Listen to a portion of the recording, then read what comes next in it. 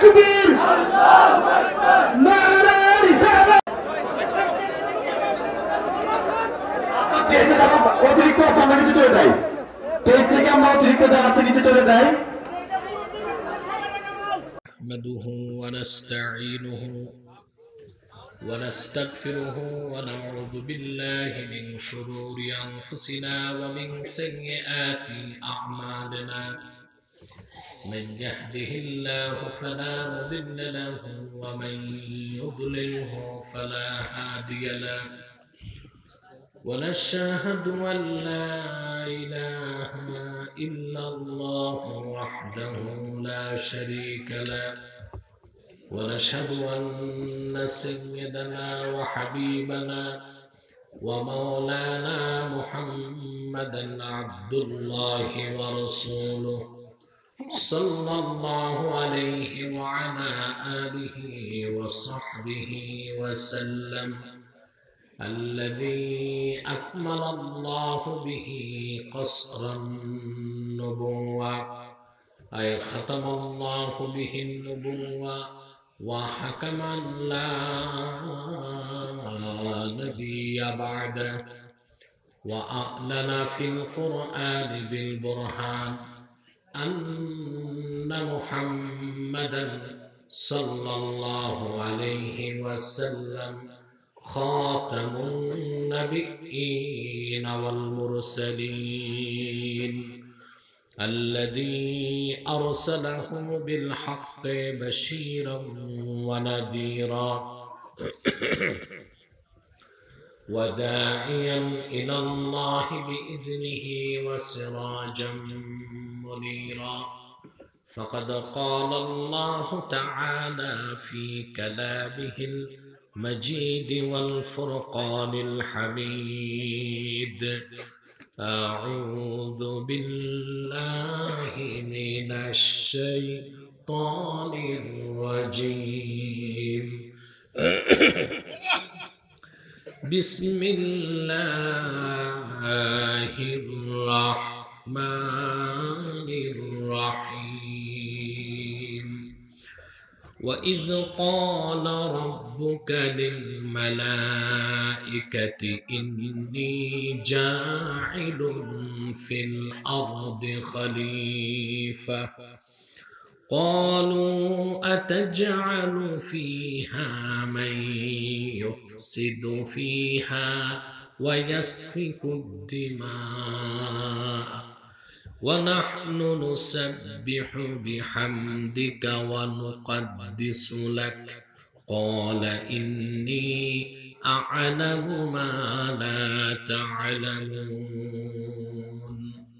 صدق الله العظيم وصدق رسوله النبي الكريم ونحن على ذلك من الشاهدين والشاكرين والحمد لله رب العالمين إن الله وملائكته يصلون على النبي يا أيها الذين آمنوا صلوا عليه وسلموا تسليما اللهم রুমালটা তো খুলে দাও বালিশ আনতে এত দেরি গরম পানি কোথায়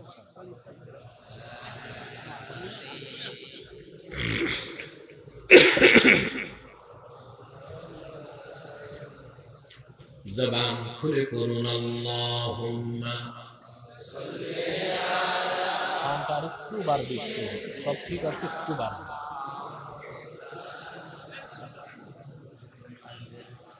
وعلى آله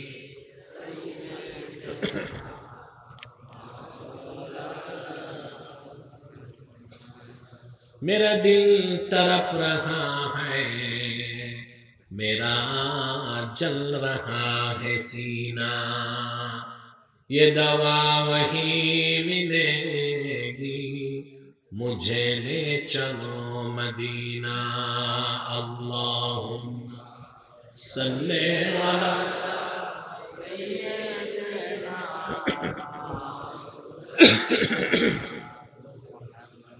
वाला आली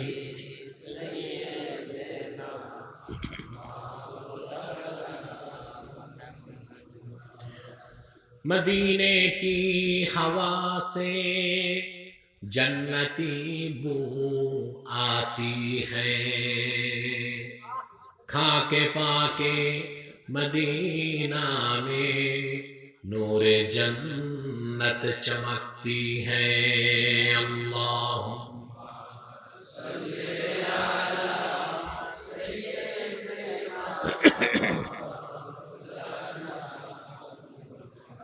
वाला आली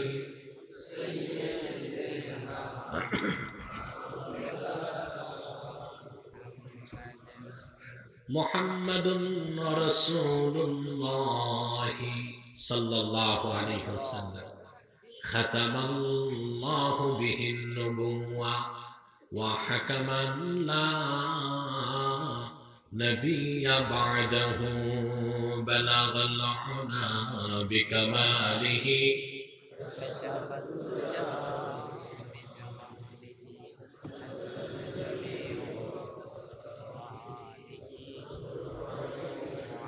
बलगल उला बिकमालिही कशफद्दुजा बिजमालिही हसनत जमीअ खिसालिही सल्लु अलैहि वालिही।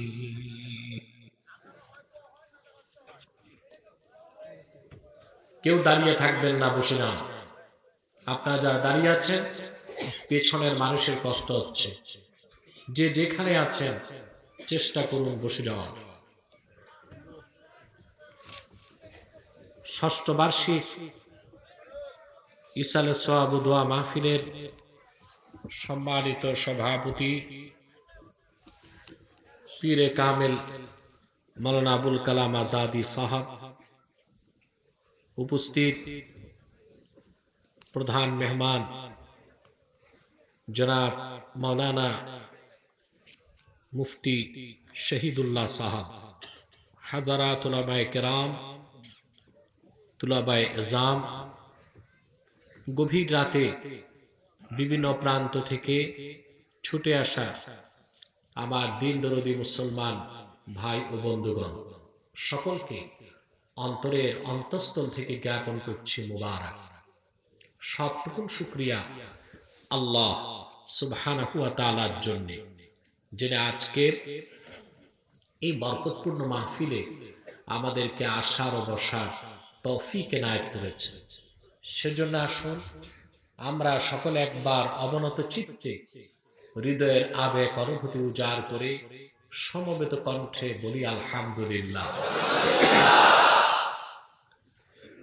অগণিত অসংখ্য দরুদ ও সালাম আল্লাহর সৃষ্টির প্রধান আকর্ষণ, বিশ্ব সভার সভাপতি, সকল নবী রাসূলগণের মাথার তাজ, শামসুল হিদায়াত, বদরুদ্দুজা, সৈয়দুস সাকালাইন, ইমামুল মুরসালিন, খাতামুন নবিয়্যিন ওয়াল মুরসালিন, আফতাবে নবুওয়াত, শাহনশাহে রিসালাত, সরকারে দো জাহান, সুলতানুল মদিনা, নবিয়ুল আম্বিয়া, হুজুরে আকরাম, নূরে মুজাসসাম, নূরুন আলা নূর, সাইয়্যিদিনা হাবিবিনা শাফিঈনা মাওলানা মুহাম্মদ সাল্লাল্লাহু আলাইহি ওয়াসাল্লামের উপর আল্লাহ জাল্লা যিকরু ওয়া আম্মা নওয়ালু, যাকে আজ থেকে ১,৫০০ বছর আগে প্রেরণ করেছেন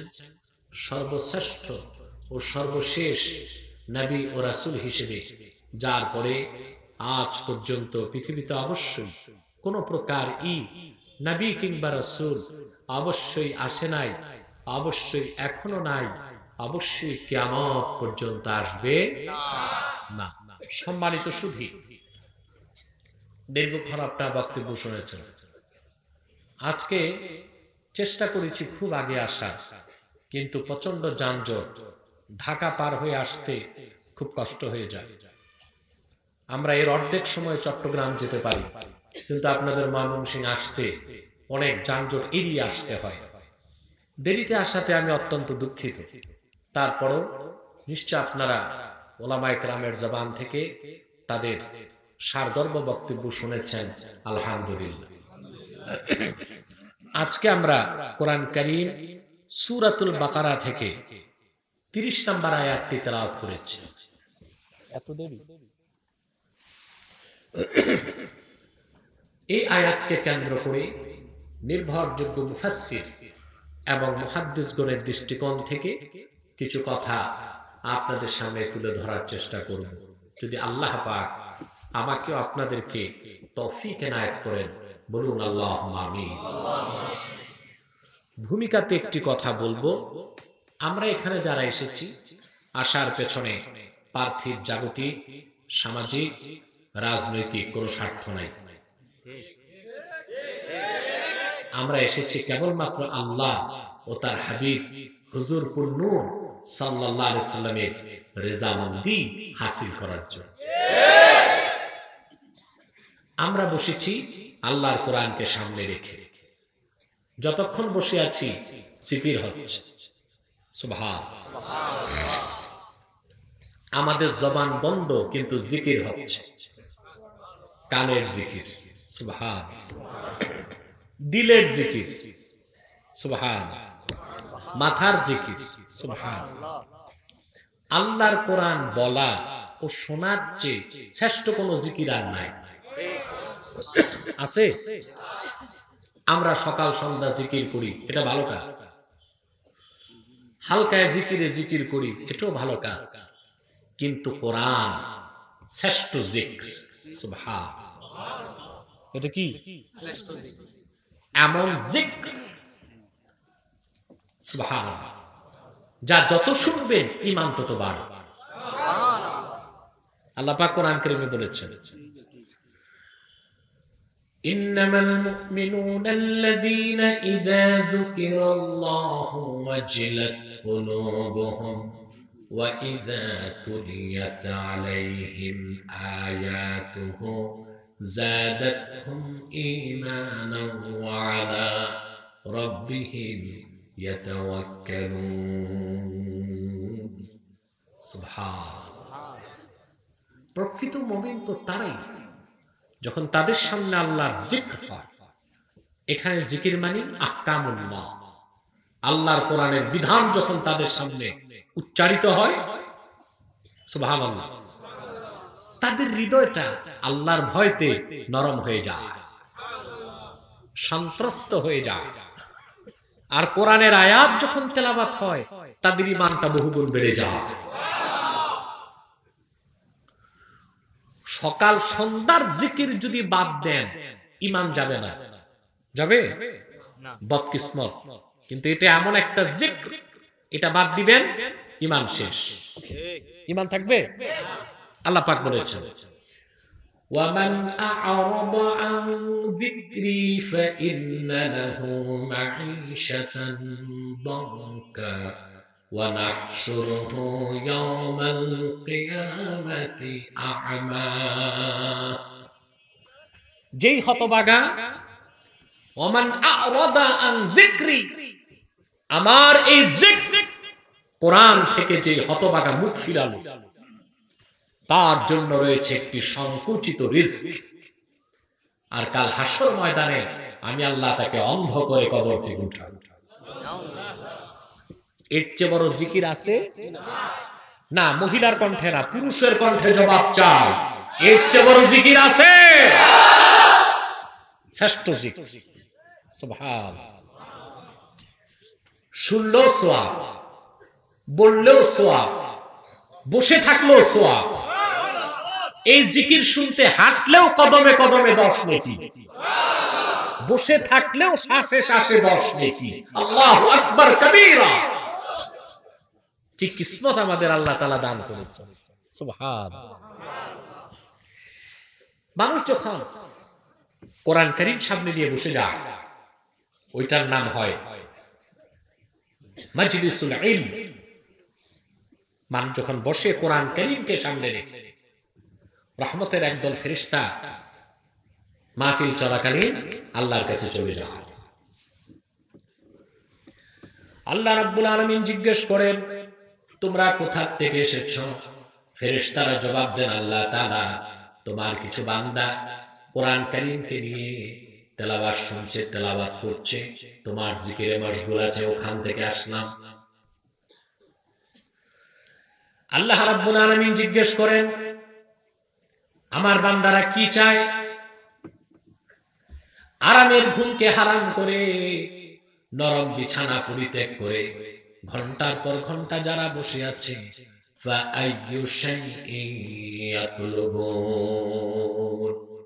কি চায়? আপনার কিছু চান? কথা বলে। এখানে আসছেন কিছু পেতে না শূন্য হাতে ফিরে যেতে? আমি জানি না এখানে তবারুক আছে কিনা। নাই তো? নাই। ভাড়া দিছে? ভাড়া নাই। বিরিয়ানির পোটলা নাই। কেন বসে আছে? কিছু তো চান। আল্লাহ জিজ্ঞেস করেন ফেরেশতাদের, কি ব্যাপার? আল্লাহ তাআলা জিজ্ঞেস করেন, ফাআইয়ু শাইইন ইয়াতলুবুন। গরম পানি করতে এত দেরি? আমি তো একটা চুলা নিয়েই আসতাম সাথে।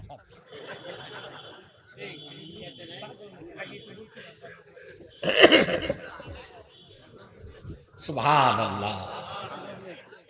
আপনাদের এলাকায় তিতাস গ্যাস আসে নাই? আছে তো?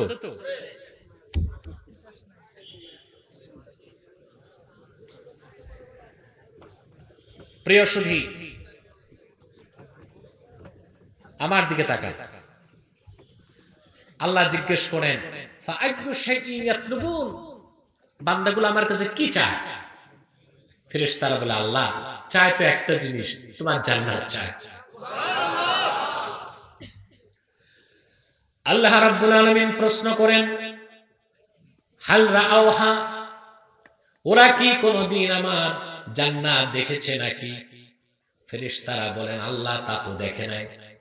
আল্লাহ পাক আবার জিজ্ঞেস করেন, ওয়া মিন আইয়ি শাইইন ইয়াতাআওয়াযুন, আমার বান্দাগুলোর মন নরম কেন, চোখে পানি কেন? ওরা আমি আল্লাহর কাছে কোন জিনিস থেকে বাঁচতে চায়? ফেরেশতারা বলেন, আল্লাহ তোমার ভয়াবহ জাহান্নাম থেকে বাঁচতে চায়।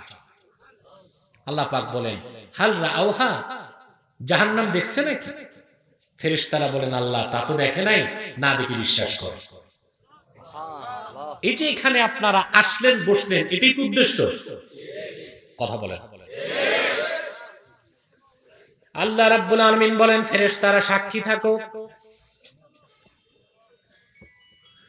আমার বান্দা যারা জান্নাত চোখে দেখে নাই, জাহান্নাম দেখে নাই, বসে আছে শুধুমাত্র কোরআন কারীমের কথা শোনার জন্য, আমি আল্লাহ পাক তাদের জীবনের সব গুনাহ মাফ করে দিলাম, তাদের জন্য আমার জান্নাতের দরজা খুলে দিলাম। খুশি আছেন? ইনশাআল্লাহ না পুরোপুরি? আলহামদুলিল্লাহ বলেন। আমরা খুশি, আমাদের মালিক খুশি, মাখলুকাত খুশি, কুল কায়নাত খুশি, সব খুশি, শুধু বেজার শয়তান। শয়তানও বেজার, তার চেলাচামুন্ডারও বেজার। শয়তানের সব চেষ্টা ব্যর্থ। শয়তান অনেক চেষ্টা করছে মাহফিলটা ভাঙতে, বহুত চেষ্টা করছে মাহফিলটা পণ্ড করা যায় কিনা। আমি ময়মনসিংহ, কারা বলল হুজুর নরসিংদী, এটা বললো কে? আমি তো ব্রিজের কাছে চলে এসেছি, শুনি উত্তেজনা হচ্ছে মাহফিলে, কেউ যেন বললো আমি নরসিংদীতে আছি। আল্লাহ মাফ করুন, এ তো বড় বিশৃঙ্খলার কথা। তো শয়তানের সব চেষ্টা ব্যর্থ হয়েছে, এখন একটা বাকি আছে, একটু পরে তো মুনাজাত। শয়তান চেষ্টা করবে এই বিরাট জম্মে গফির এতগুলো মানুষ নিয়ে মুনাজাত করে বাড়ি যাবেন আপনি নিষ্পাপ হয়ে, এটা শয়তান চায় না। চেষ্টা করবে উঠানো যায় কিনা। আমরা নেক নিয়ত করে শয়তানের নাপাক গালে একটি চপেটা ঘাত করতে চাই। আমরা নিয়ত করছি কিছুক্ষণ পরে আজকের মুনাজাত করে গুনাহ মাফ করে নিষ্পাপ বেহেশতি আল্লাহওয়ালা হয়ে বাড়ি যেতে চায়। কারা কারা হাত তুলে আল্লাহ তাআলাকে দেখায়?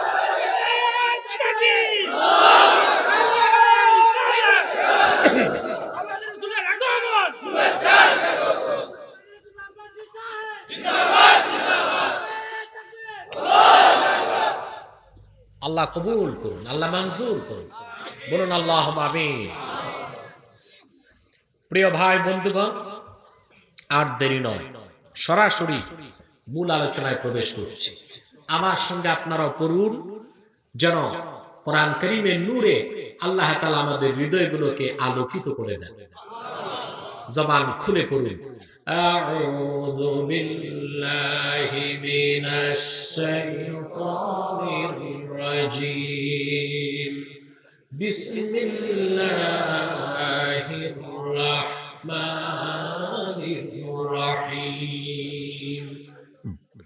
وَإِذْ قَالَ رَبُّكَ لِلْمَلَائِكَةِ إِنِّي جَاعِلٌ فِي الْأَرْضِ خَلِيفَةً قَالُوا أَتَجْعَلُ فِيهَا مَن يُفْسِدُ فِيهَا وَيَسْفِكُ الدِّمَاءَ وَنَحْنُ نُسَبِّحُ بِحَمْدِكَ وَنُقَدِّسُ لَكَ قَالَ إِنِّي أَعْلَمُ مَا لَا تَعْلَمُونَ صدق الله العظيم قرون صدق الله العظيم وصدق رسوله النبي الحبيب الكريم ونحن على ذلك من الشاهدين والشاكرين والحمد لله رب العالمين।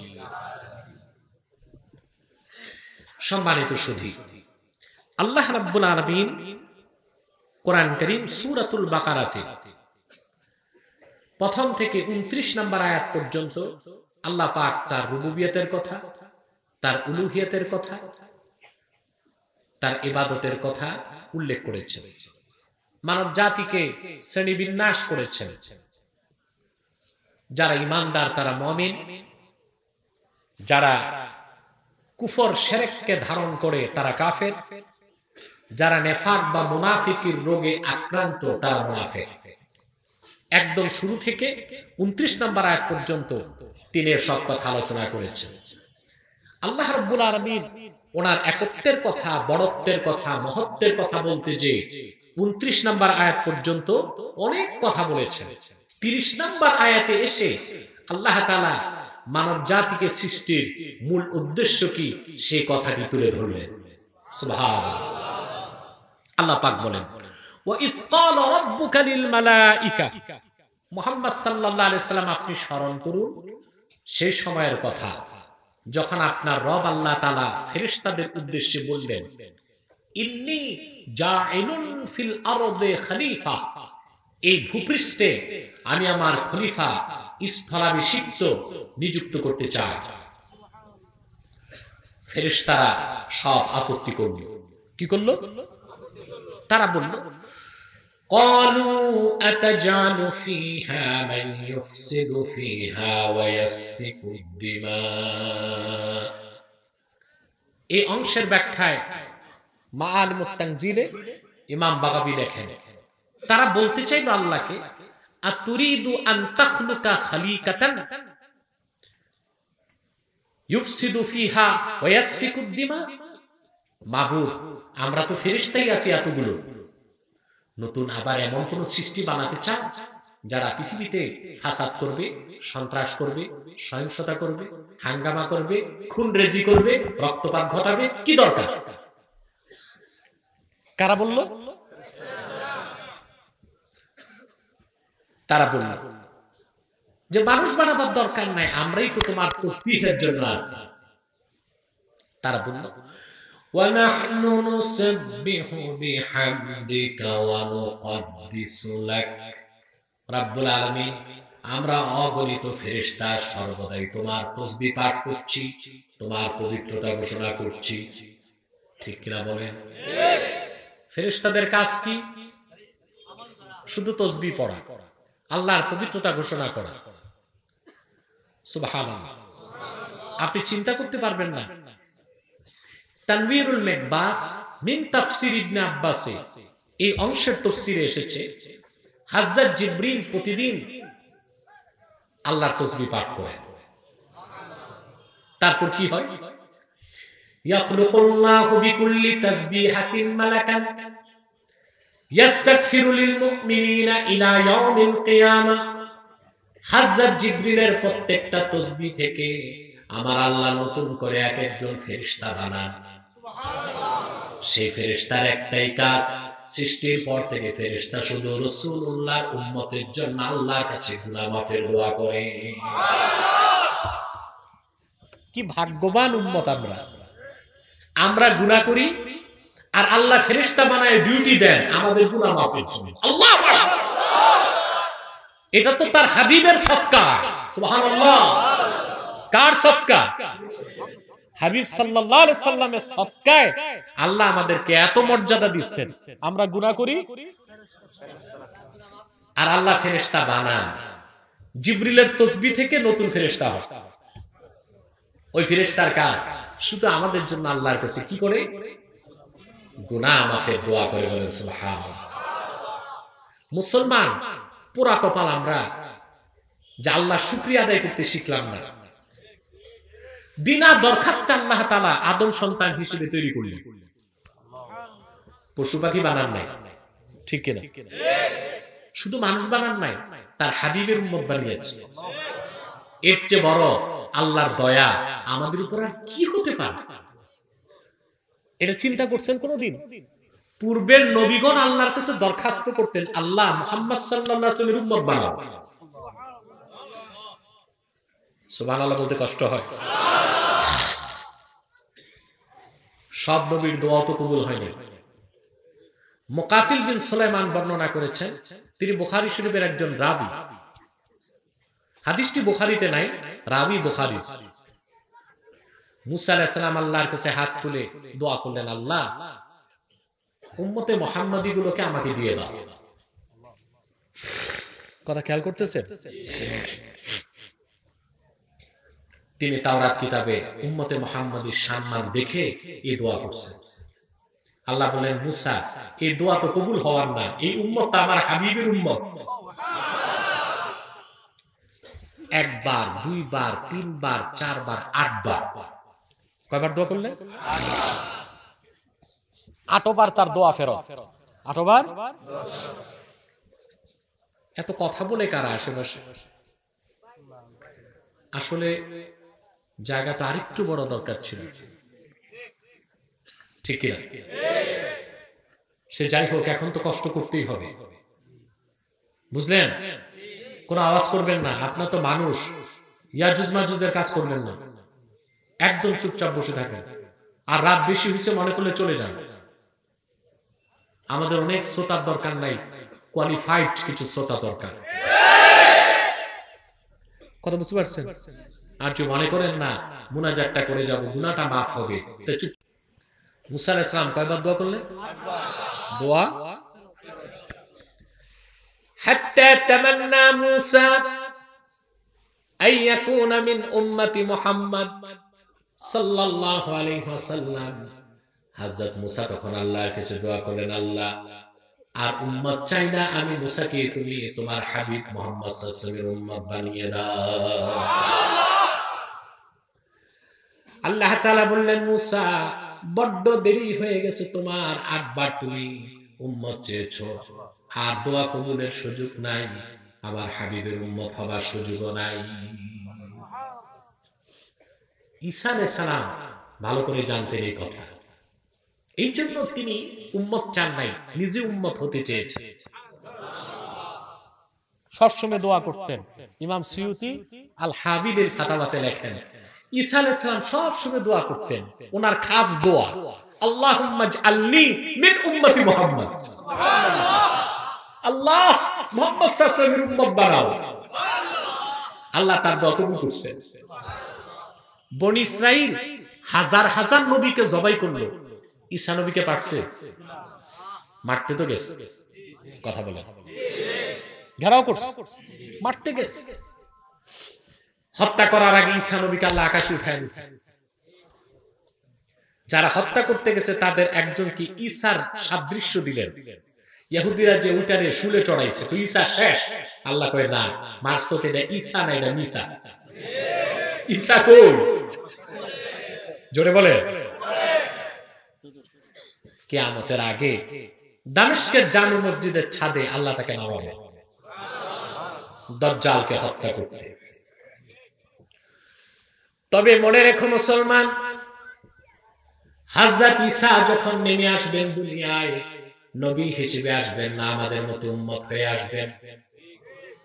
আমার দেশে কিছু বক্তা ভুল ওয়াজ করে মানুষের আকীদা নষ্ট করতেছে। ঈসা আলাইহিস সালাম নবী হিসেবে আসবেন না, উম্মত হিসেবে আসবেন। সুবহানাল্লাহ। অনেক দলিল আছে, আবু দাউদ শরীফের হাদিস, মিশকাতেও আছে হাদিসটি। আল্লাহ রাসূল বলেছেন, ওয়াল জিহাদু মাযিন বা'সানি আল্লাহু ইলা আন ইউকাতিলা আখিরু হাযিহিল উম্মতিদ দাজ্জাল। আমি মুহাম্মদ সাল্লাল্লাহু আলাইহি ওয়াসাল্লামকে প্রেরণ করে আল্লাহ তাআলা জিহাদকে ফরজ করেছেন। আর আমার উম্মতের শেষ ব্যক্তি কর্তৃক দাজ্জাল হত্যার আগ পর্যন্ত জিহাদ জারি থাকবে। রাসূলুল্লাহ ঈসাকে উম্মতে শামিল করছেন। কিসে? আখিরু হাযিহিল উম্মাহ, আখিরু হাযিহিল উম্মাহ। তাহলে ঈসা আলাইহিস সালাম নবী হিসেবে আসবেন না উম্মত হিসেবে? আমাদের হানাফিদের শ্রেষ্ঠ আকীদার কিতাব শারহু ফিকহিল আকবার। এ কথা কইন না, চুপ থাকুন, একদম চুপ থাকুন। ডিস্টার্ব করলে আমি উঠে যাব। কষ্ট হচ্ছে আপনার না? মনোযোগ আছে? কোরআন হাদিস থেকে কথা বুঝেন তো, না কেচ্ছা কাহিনী করব? বুঝবেন না কেন? মানুষের মানুষ এখন তার বোকা নাই, সব শিক্ষিত, জ্ঞানী গণী, ঠিক কিনা?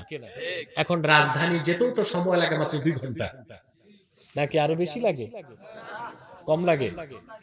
কিন্তু রাজধানী পার হইতে অনেক সময় লাগে, ঠিক কিনা?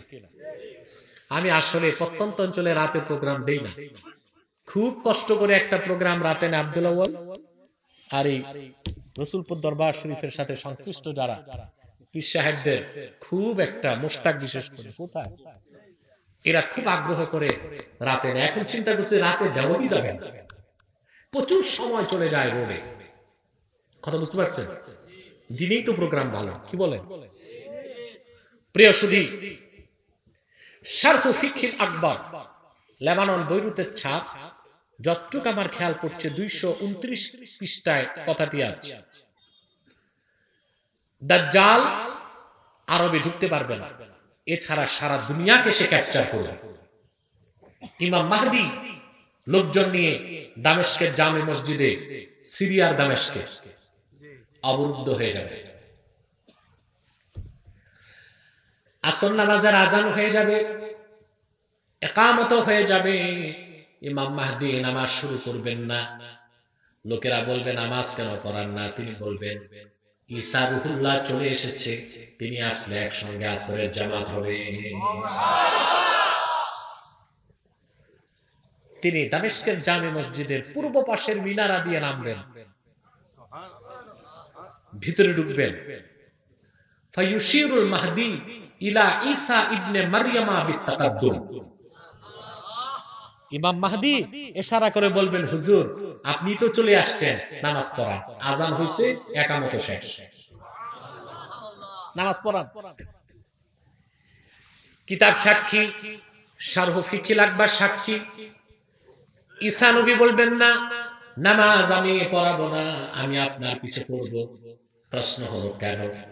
মোল্লা আলী কারি জবাব দিয়েছেন, ফায়াক্তাদি বিহি লিয়াজহারা মুতাবিআত নবিয়িনা মুহাম্মদ সাল্লাল্লাহু আলাইহি ওয়াসাল্লাম। হযরত ঈসা রূহুল্লাহ ইমাম মাহদীর পিছে নামাজ পড়বেন, ইমামতি করবেন না, এই কথার প্রমাণ দেওয়ার জন্য আমি ঈসা নবী হিসেবে আসি নাই, মুহাম্মদ সাল্লাল্লাহু আলাইহি ওয়াসাল্লামের উম্মত হয়ে এসেছি। কেন কথাটা বললাম? পূর্বের অনেক নবী দরখাস্ত করে উম্মত হতে পারে নাই, ঈসা নবী দরখাস্ত করে উম্মত হয়েছেন। আর তুমি আমি বিনা দরখাস্তে রাসূলুল্লাহর উম্মত হয়ে গেছি। বিনা দরখাস্তে উম্মত হওয়ার কারণে উম্মতের মর্যাদা বুঝো না। সেই জন্যই দলের কারণে, নেতার কারণে, ব্যবসা ঠিক রাখতে, চাকরি ঠিক রাখতে বাতিলের সাথে আপোষ করে ঈমানকে নষ্ট করে দিচ্ছ। ঈমানের মর্যাদা বুঝো না। তোমার ব্যক্তিত্ব, রাসূলুল্লাহর উম্মত হিসেবে তোমার মান শান কত বেশি তা তো তুমি বুঝো না। কথা বুঝেন না? প্রিয় সুধী, একটা গল্প মনে পড়েছে আমার।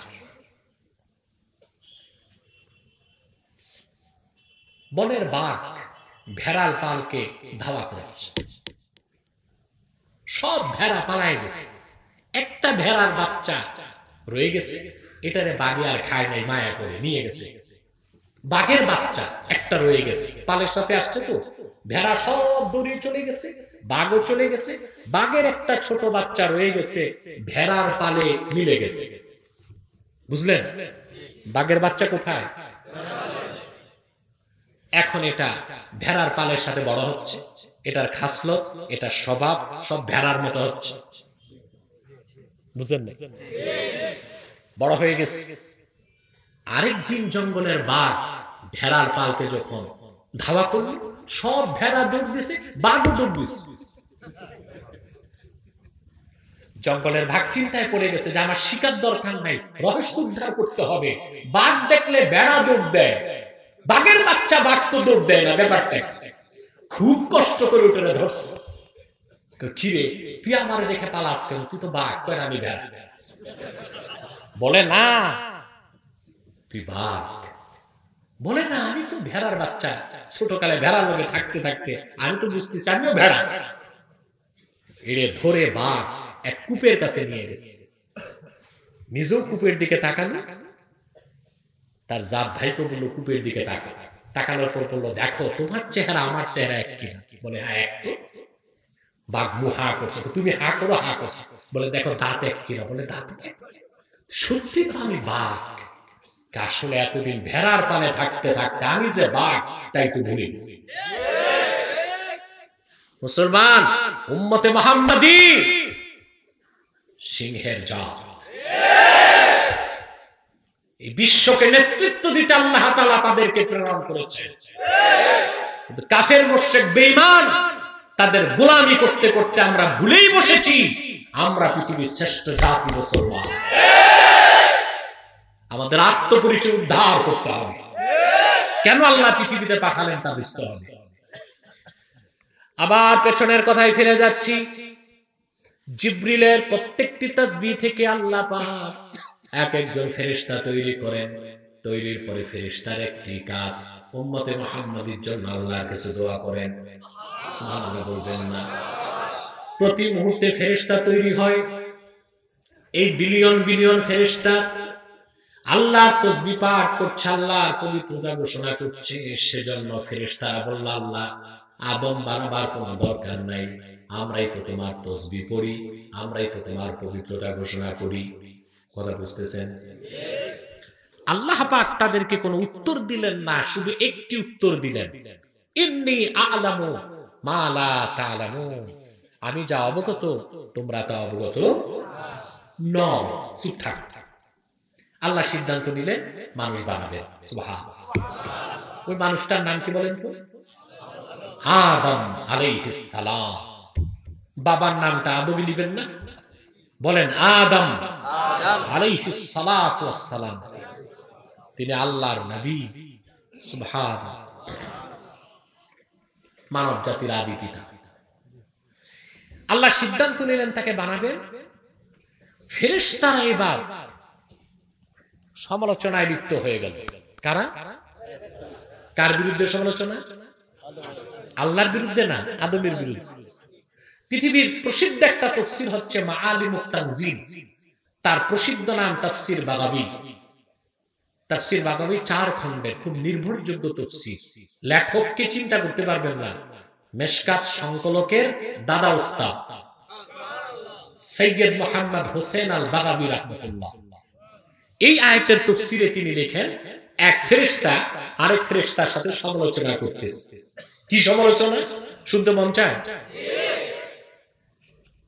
ফেরেশতারা বলতে লাগলো, ইয়াখলুকু রাব্বুনা মা ইয়াশা ওয়ালাকিন লা ইয়াখলুকু রাব্বুনা খালকান আকরামা ইলাইহি মিন্না। তার একটা চ্যালেঞ্জ করল। কারা? এই আপনারা বসেন তো গেটে, বারবার কথাবার্তা নড়াচড়া, একদম বসান্ত এদেরকে।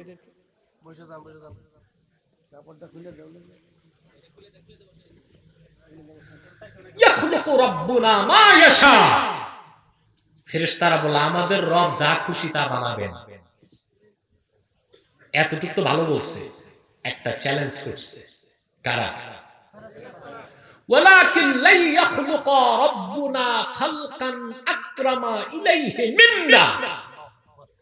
তখনও আমাদের রব আমাদের চেয়ে দামি, মর্যাদাবান, সম্মানিত কোন সৃষ্টি বানাবেন না। চ্যালেঞ্জটা ঠিক ছিল না ব্যাঠিক? আসেন সামনে শুনি। আল্লাহ পাক মানুষকে তৈরি করলেন, যুক্তি কি ফেরেশতাদের? যুক্তি ছাড়া কথা মানা যায়? তারা যুক্তি দিয়েছে, লিআন্নানা খুলিকনা ক্বাবলাহু ওয়া রাআইনা মা লাম ইয়ারা। আল্লাহ আমাদেরকে আগে তৈরি করছেন, আমরা যা দেখছি আদম তো তা দেখে নাই। দেখার ভিত্তিতে আমাদের এলেম বেশি, আদমের এলেম। কোনো প্রশ্ন এখন দিবেন না, আমি মুনাজাতের আগে সময় পেলে প্রশ্ন উত্তর দিব, কিন্তু বারবার এভাবে ডিস্টার্ব কষ্ট হয় আমার। প্রশ্ন থাকলে এখন আমি সময় দিব, 2-3 মিনিট সময় দিব।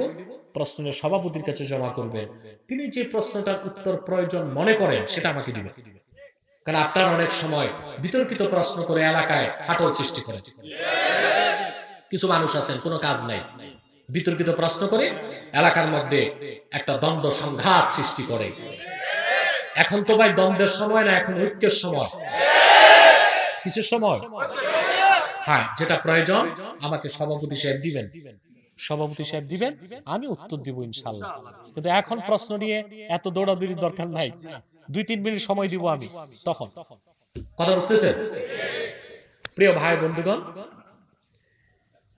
আল্লাহ পাক ফেরেশতারা যুক্তি দিল, যার এলেম বেশি সে শ্রেষ্ঠ, যার এলেম কম সে শ্রেষ্ঠ না। অথবা আমাদের এলেম বেশি থাকবে, আমরা আদম থেকে শ্রেষ্ঠ হব। যুক্তি ঠিক আছে? যুক্তি বলেন তো, এলেম বেশি যার তার দাম বেশি, না বয়স বেশি যার তার দাম বেশি? বয়স কিছু না। কচ্ছপ বাঁচে 250 বছর, গুইসাপ বাঁচে 700 বছর, শকুন বাঁচে কয়েকশো বছর। এগুলোর দাম বেশি না মানুষের দাম বেশি?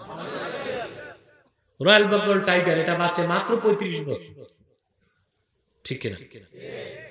আর মানুষ আশরাফুল মাখলুকাত বাঁচে 70, 80, 100 বছর। আমার তো মনে হয় দূরবীন দিয়ে খুঁজেও ময়মনসিংহ শহরে 100 বছর পার হয়েছে এমন 100 লোক খুঁজে পাবেন না, ঠিক কিনা? তাহলে বোঝা যায় বয়স যার বেশি তার দাম বেশি না, ঈমান যার বেশি, এলেম যার বেশি তার দাম বেশি, ঠিক কিনা? আল্লাহ রাব্বুল আলামিন হযরত আদমকে তৈরি করলেন। সুবহানাল্লাহ, অবাক হয়ে যাবেন মুসলমান, আল্লাহ পাক নিজ হাতে তৈরি করলেন। একটি কথা বলে দিয়ে মনে রাখবেন, আমার আল্লাহর শ্রেষ্ঠ সৃষ্টি মানুষ, সুন্দরতম সৃষ্টি মানুষ। আমার আল্লাহর সবচেয়ে মাহবুব প্রিয় সৃষ্টির নাম হলো মানুষ। বলেন তো আমার সাথে, আল্লাহ তাআলা শ্রেষ্ঠ সৃষ্টির নাম কি? সুন্দরতম সৃষ্টির নাম, প্রিয়তম সৃষ্টির নাম সুবহানাল্লাহ। মানুষের চেয়ে শ্রেষ্ঠ আল্লাহ কিছু বানান নাই।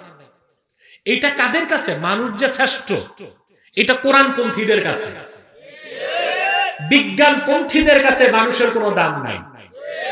কারণ কোরআনপন্থীদের জীবন দর্শন আর অবিশ্বাসী কাফের নাস্তিকদের জীবন দর্শন পার্থক্য আছে। অবিশ্বাসী যারা কাফের, তাদের বিশ্বাস মানুষকে কেউ বানায় নাই, নিজে নিজে হইছে। ওরা একটা গল্প আবিষ্কার করছে, বলবো? বিজ্ঞানের গল্প। কার গল্প? ওরা বলে, যারা আপনারা এখানে জুলজি, বায়োলজি, প্রাণী বিজ্ঞান পড়েছেন, এইরকম ছাত্র আছেন, তারা জানেন। তারা গল্প আবিষ্কার করেছে, শুনতে গল্পটা মজাই লাগে, কিন্তু ঈমান নষ্ট হয়ে যাবে। আজ থেকে 4.5 বিলিয়ন বছর আগে, মানে 450 কোটি বছর আগে পৃথিবীতে পানি ছিল। পানিতে কোটি কোটি বছর পরে আরো গল্প আছে, অত কিছু বললে তো বুঝবেন না।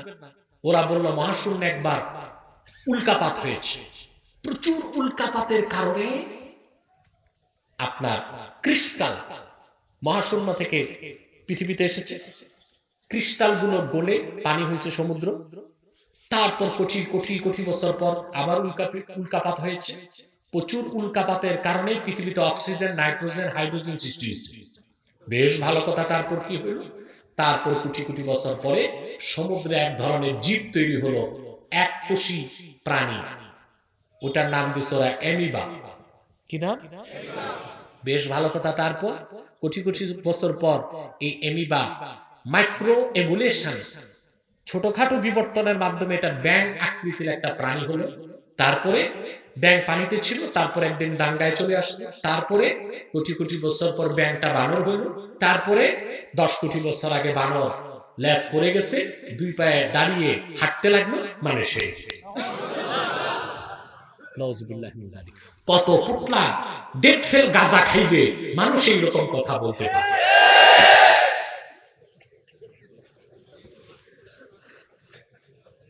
গাঁজা যেটা মেয়াদ উত্তীর্ণ না, ওইটা খেলেও তো মাথা এত গড়বড় হয় না। এটা বলে, এটাই হচ্ছে ডারউইনের দ্য থিওরি অফ এভলিউশন, বিবর্তনবাদ। ব্রিটিশ বিজ্ঞানী ডারউইনের এই বিবর্তনবাদকে সারা আধুনিক দুনিয়া ডাস্টবিনে ফেলে দিয়েছে। কিন্তু সেই পরিত্যক্ত মতবাদকে আমার দেশের শিক্ষা কমিশন, শিক্ষা ব্যবস্থার বিভিন্ন ডিপার্টমেন্টে পশ্চিমাদের গোলামি করে এরকম কিছু নাস্তিক বসে আছে। নবম শ্রেণী থেকে মাস্টার্স পর্যন্ত প্রাণী বিজ্ঞানে ডারউইনের এই মতবাদ ঢুকাই দিচ্ছে। এই মতবাদ বিশ্বাসী মুসলমান হতে পারে? তাহলে সূক্ষ্মভাবে শিক্ষার নামে মধুর সাথে বিষ মিশিয়ে আগামী প্রজন্মকে নাস্তিক বানাবার চক্রান্ত হচ্ছে। তা প্রতিহত করতেই হবে। এরকম নাস্তিকতাবাদী শিক্ষা ব্যবস্থা বাংলাদেশ চলবে না। কোরআন সুন্নাহর আদর্শে শিক্ষা ব্যবস্থা হতে হবে। সে শিক্ষায় শিক্ষিত জনগণ পাবে আলোকিত মানুষ, জ্ঞানী, প্রজ্ঞাবান, মেধাবী সন্তান জাতি পাবে। কিছু তো দিতে পারছেন না আপনারা সন্তানদেরকে। এগুলো পড়ে মানুষগুলো আর মানুষ নাই, ছাত্রগুলো বানর আর হনুমানের মতো হয়ে গেছে। এই যে এখন একটা হচ্ছে র‍্যাগ ডে। কি নাম? Rag day. র‍্যাগ ডে কি? স্টাডি করলে পাবেন। বছরের কোনো একদিন ছাত্র ছাত্রী একত্রিত হয়ে সীমাহীন হই হুল্লোড় করলে তার নাম র‍্যাগ ডে। 1926 সালে সর্বপ্রথম দক্ষিণ আফ্রিকাতে র‍্যাগ ডে পালন করা হয়েছে। এটা জায়েজ নাই। ছাত্র মনে রেখো, তোমার র‍্যাগ ডে এইরকম হতে পারে বিদায়ী অনুষ্ঠানের মাধ্যমে, মিলাদ মাহফিলের মাধ্যমে, দোয়া মোনাজাতের মাধ্যমে, শিক্ষকদের দোয়া নিয়ে তাদের কাছে ক্ষমা চেয়ে ছাত্রদের মধ্যে আলিঙ্গনের মাধ্যমে স্কুলের কলেজের বিদায় অনুষ্ঠান হতে পারে। এটা ইসলামের ঐতিহ্য। কিন্তু র‍্যাগ ডের নামে হচ্ছে কি এখন? গেঞ্জি পড়ে, গেঞ্জিতে যা খুশি তা বেহায়াপনা, বেলেল্লাপনা লেখা থাকে। করতালি হয়, অট্টহাসি হয়, নাচানাচি হয়, আরো কিছু হয়। এই একটা জায়েজ কাজ না, নাজায়েজ কাজ।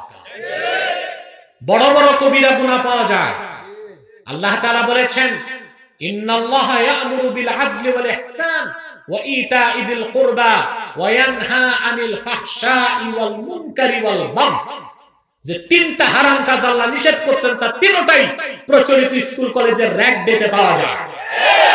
এক নম্বর হচ্ছে ফাহশা, ওখানে বেহায়াপনা হয়।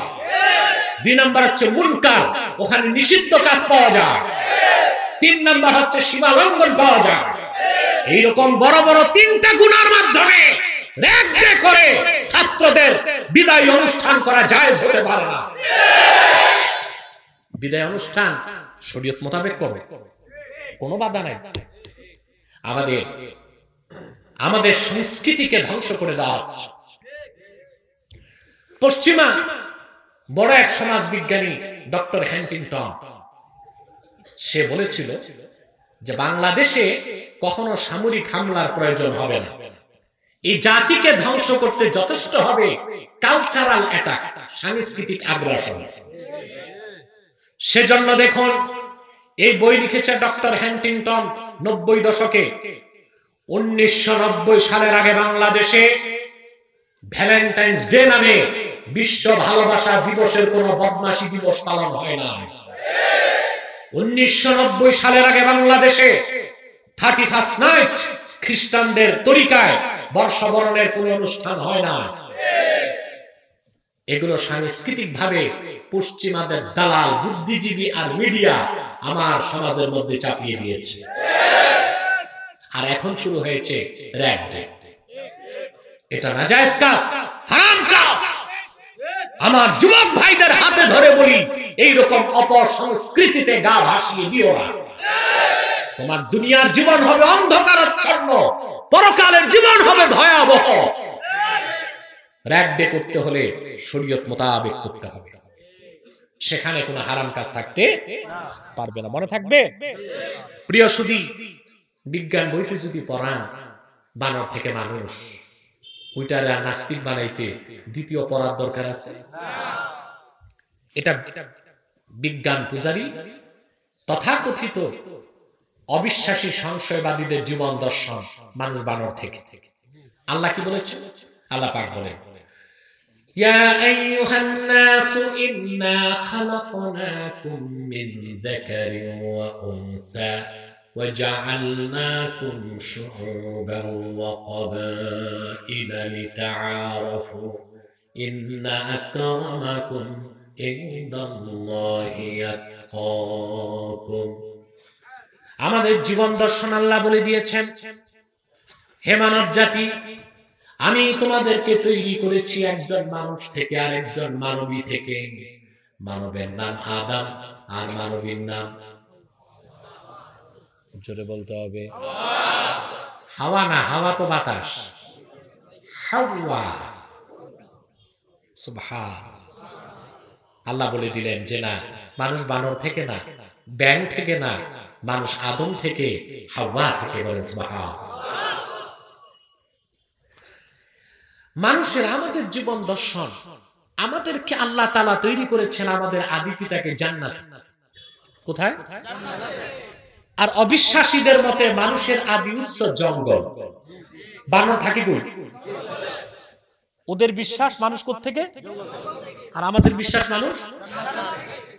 وَقُلْنَا يَا آدَمُ اسْكُنْ أَنْتَ وَزَوْجُكَ الْجَنَّةَ وَكُلَا مِنْهَا رَغَدًا حَيْثُ شِئْتُمَا وَلَا تَقْرَبَا هَٰذِهِ الشَّجَرَةَ فَتَكُونَا مِنَ الظَّالِمِينَ।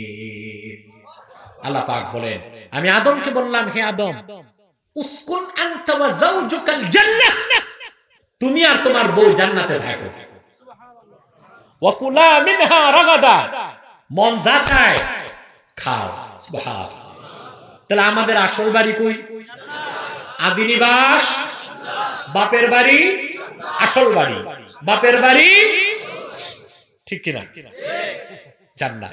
আর ওদের মতে, অবিশ্বাসীদের মতে আমাদের আসল বাড়ি কোথায়? জঙ্গল। আর কোথায়? জান্নাত। মানুষের মর্যাদা বিজ্ঞান দিতে পারে নাই, কোন তন্ত্র মন্ত্র মতবাদ দেয় নাই। মানবাধিকারের দোহাই দিয়ে যারা ইসলাম বিরোধিতা করে তারাও দিতে পারে না। মানুষ ও মানবতার মর্যাদা সমুন্নত করেছে আল্লাহর কোরআন। আল্লাহ বলেছেন ওয়ালাকাদ কাররামনা বনি আদম ওয়া হামালনাহুম ফিল বাররি ওয়াল বাহরি ওয়া রাযাকনাহুম মিনাত তাইয়্যিবাত। ওয়ালাকাদ কাররামনা বনি আদম, আমি মানব জাতিকে সম্মানিত করেছি আর তাদেরকে সর্বোত্তম জিনিস রিজিক হিসেবে খেতে দিয়েছি। গরু ছাগলকে দিয়েছেন ঘাস, ফ্যান, ভুসি আর তুষি। বনি আদমকে দিয়েছেন সবচেয়ে দামি দামি খাবার, হালালান তাইয়্যিবা রিজকান কারীমা। সুবহানাল্লাহ। খাবার জন্য জিহ্বাটাও দিয়েছেন একটা স্পেশাল ডিভাইস। সুবহানাল্লাহ। বিজ্ঞান দেখেছে মানুষের জিহ্বায় 10,000 টেস্টিং বার্ড আছে। কত খাবি তুই, কত স্বাদের খানা খাবি, সব মজা পাবি। সুবহান। আমার ভাই, প্রিয় ভাই বন্ধুগণ, তাহলে মানুষের দাম সবচেয়ে বেশি। এই দাম দিয়েছে কে? অন্য কোন ধর্মকর্ম, অন্য কোন মতবাদ, বিজ্ঞান কে দিয়েছে? এবার বলেন আল্লাহর শ্রেষ্ঠ সৃষ্টির নাম কি? সুন্দর সৃষ্টির নাম, প্রিয়তম সৃষ্টির নাম। মানুষের চেয়ে সুন্দর কোন সৃষ্টি আছে? তাফসীর কবির 11তম খণ্ড 342 বা 43 পৃষ্ঠায় আছে ঘটনাটা। আরবের এক শাসক নতুন বিয়ে করছে। রাজা বাদশারা তো কয়েকদিন পর পরই বিয়ে করবে, ঠিক না? এটা ভালো কাজ। যে পারে সে বিয়ে করবে, যে পারে না তার জন্য বিয়ে বেশি করা উচিত। এটা মনে করবেন না আবার যত পারো বিয়ে করো, দোজাহানের কামিয়াবি হাসিল করো। আমাদের দেশে কিছু বুড়া মানুষ আছে এই কথা বলে 4 বিয়ে সুন্নাত। 4 বিয়ে সুন্নাত, এটা কোথায় পেয়েছেন আপনি?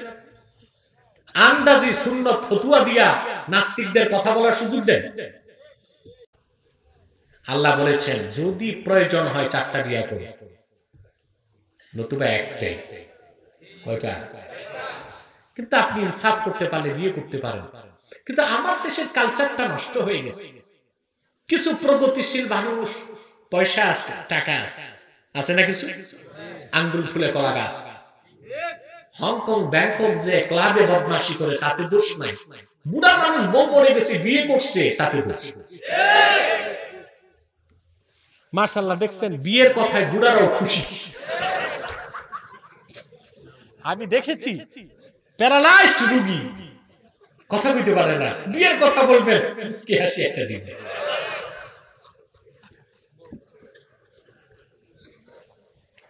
আসলেই মুমিনের জন্য বিয়েটা অনেক বড় নেয়ামত। সুবহানাল্লাহ, অনেক বড় সুবহানাল্লাহ। আমরা মনে করি আল্লাহ বিয়ে করতে দিয়েছেন শুধু সন্তান উৎপাদন করতে, নাকি? পরম প্রশান্তির স্থান হচ্ছে স্ত্রী। আল্লাহ পাক বলেছেন আমিন আয়াতিহি আন খালাকা লাকুম মিন আনফুসিকুম আজওয়াজান লিতাসকুনু ইলাইহা। আল্লাহর অপূর্ব নিদর্শনের মধ্যে এটাও নিদর্শন যে তিনি তোমাদের মধ্য থেকে তোমাদের স্ত্রীদের তৈরি করেছেন যেন তাদের কাছে যে তোমরা প্রশান্তি পাও। এটা তখন যদি স্বামী স্ত্রীর সম্পর্ক ভালো থাকে। আর যদি গড়বড় থাকে তাহলে অশান্তির জন্য আর দ্বিতীয় বোমার প্রয়োজন নেই। ঝাড়ু ঝাঁটা আপনার কপালে থাকবে। সেজন্য বলছি যে আপনি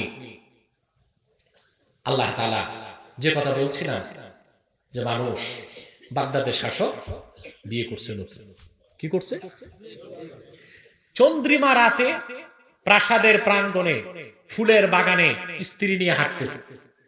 একদিকে পূর্ণিমার চাঁদ, দুগ্ধ ফেনসি জ্যোৎস্না চতুর্দিক ছড়িয়ে দিচ্ছে, আরেকদিকে ফুলের গ্রাম, আরেকদিকে বাদশার নববধূ প্রেমাস্পদ স্ত্রী আবেগে আপ্লুত হয়ে বাদশা তাল হারায় ফেলছে। বেশি আবেগে যাও, আবেগ আপ্লুত হয়ে তিনি তার আবেগের বাঁধ ভেঙে গেল। স্ত্রীর হাত ধরে বলতে লাগলো তুমি তো চাঁদ থেকেও সুন্দরী। স্ত্রী বলল তা কি হতে পারে? বাদশা কসম করে ফেলল, লাউ লাম তাকুনি আহসানা মিনাল কমার ফাআনতা কাযা, তুমি যদি চাঁদ থেকে সুন্দরী না হও তো তুমি তালাক। আমাদের দেশেও মানুষ প্রচন্ড রাগে বা আবেগে এইরকম কথা বলে। আমার কাছে অনেক সময় তালাকের ফতোয়া নিতে যায় মানুষ, এক নাদান যে বলল, হুজুর আমি তো ভুলে বউকে মা বলে ফেলছি। আমি বললাম তালাক হয় নাই, গুনাহ হয়েছে, তুমি তওবা করো। আবার একবার আসলো একজন, স্ত্রীর পক্ষ থেকে ফতোয়া এসেছে, স্বামী তাকে এমন পিটাইছে, বাঁচার জন্য বলছে তুমি আমার বাপ। বলল হুজুর তালাক হয়েছে নাকি? আমি বললাম না, তালাক হয় নাই, তবে গুনাহ হয়েছে, তওবা করো। বাদশা আবেগে বলে ফেলছে। আবার আপনাদের দেশের মানুষ কি রকম তালাক দেয় জানেন? রাগের মাথায় স্ত্রীকে বলে, তুই তালাক, তোর মা তালাক, তোর নানিও তালাক।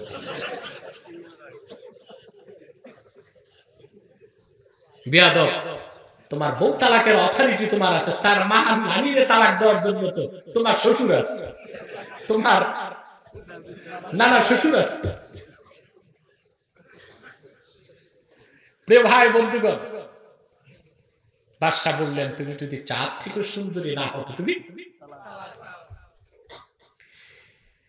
তাফসীরের কিতাব সাক্ষী, একদিকে রাত শেষ হয়ে গেল,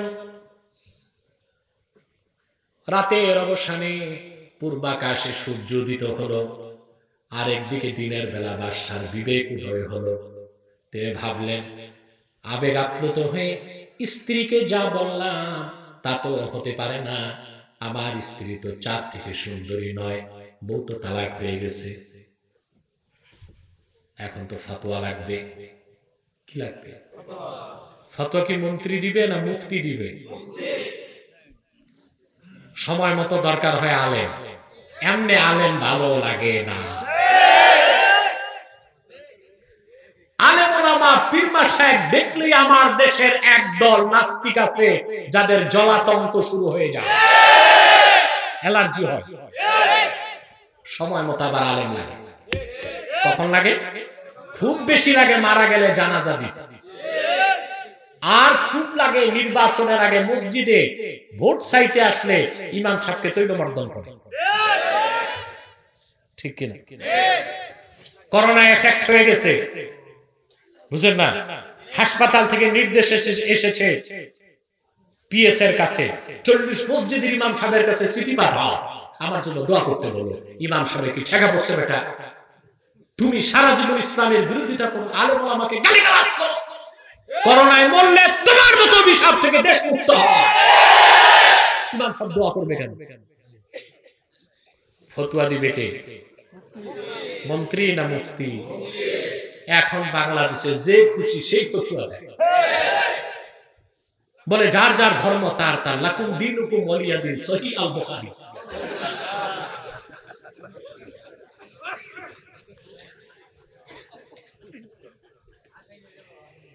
এটা কি সহিহ আল বুখারী না আল কোরআন? ইন্নামাল আমালু বিন্নিয়াত, আল কোরআন। বক্তব্যে বলতেছে কোনটা কোরআন শরীফে আছে কোনটা বুখারী শরীফে, এতটুকু জ্ঞান নাই, ফতোয়া দিচ্ছে। প্রিয় ভাই বন্ধুগণ, বাদশা ডাক দিছে তার বউ তালাকের ফতোয়া, মুফতি বাকি নেই দেশে, সব আসছে, মুফতি হাজির। সব যুগেই দুই দল আলেম পাওয়া যায়, একদল উলামা এ রাব্বানি আর একদল উলামা এ সু।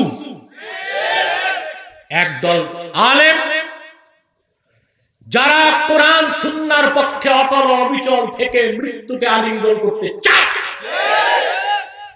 যাদের ব্যাপারে রাসূল করিম সাল্লাল্লাহু আলাইহি ওয়াসাল্লাম ইরশাদ করেছেন, সহিহ মুসলিমের হাদিস, লা তাযালু তায়েফাতুম মিন উম্মতি যাহিরিন আলাল হক লা ইয়াদুররুহুম মান খাযালাহুম হাত্তা ইয়াতি আমরুল্লাহ ওয়া হুম কাযালিক। আমার উম্মতের একদল আলেম কিয়ামত পর্যন্ত থাকবে, শাসকের রক্ত চক্ষু, জালেমের জুলম, নিন্দুকের নিন্দা, হিংসুকের হিংসা, সত্যের উপর থেকে এক চুল তাদের বিচ্যুত করতে পারবে না। এই অবস্থায় কিয়ামত চলে আসবে। এ হচ্ছে ওলামায়ে হাক্কানি। ওলামায়ে আরেক দল হচ্ছে ওলামায়ে হালুয়া রুটি। ওলামায়ে যাদের কথা বললাম আমি, ওলামায়ে সু। ওলামায়ে আর ওলামায়ে সু তো বুঝবেন না, এই জন্য বললাম ওলামায়ে হালুয়া রুটি। ওনাদের কোনো দল নাই, যেই সরকার ক্ষমতায় ওই সরকার ওনাদের দল। ওনাদের কাজ হচ্ছে প্রশাসনকে তৈলমর্দন করে পদপদবি ঠিক রাখা, হালুয়া রুটির ভাগ বাড়ানো, পার্থিব স্বার্থ আদায় করা। এরকম আলেম বাংলাদেশে আছে না নাই? এটা আজকের কথা না, পুরান আমল থেকেই আছে। ঠিক কিনা বলেন? হযরতে মুজাদ্দেদ আল ফেসানি যখন সর্বেশ্বরবাদিতা শিরকি মতবাদের বিরুদ্ধে আর ৫০০ আকবরের কুফরি মতবাদ দ্বীন ইলাহির বিরুদ্ধে আন্দোলনে নেমেছেন, ৫০০ আকবরের কুফরকে সমর্থন করেছিল দিল্লির তৎকালীন সবচেয়ে নিকৃষ্ট আলেম মোল্লা ফয়জী।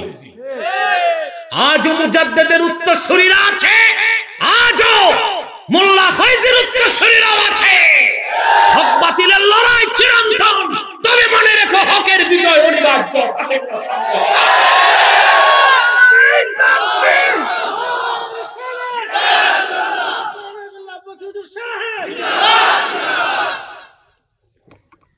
এই ওলামায়ে সু মানে ওলামায়ে হালুয়া রুটি। নাম কি? ওলামায়ে হালুয়া রুটি। এরা ওলামায়ে সু, ওলামায়ে মানে দুষ্ট আলেম। এদের ব্যাপারে হাদিসে এসেছে এরা হচ্ছে আশারুন নাস মিন তাহতি আদিমিস সামা, আল্লাহর আকাশের নিচে এই সব আলেম সবচেয়ে নিকৃষ্ট মানুষ। আল্লাহ এর থেকে রক্ষা করুন, আমিন বলেন আল্লাহুম্মা আমিন। প্রিয় ভাই বন্ধুগণ, আমি তো সময় দেখতেছি না, কথা বলেই যাচ্ছি। আর কিছু সময় বই চুপচাপ বই শুনুন।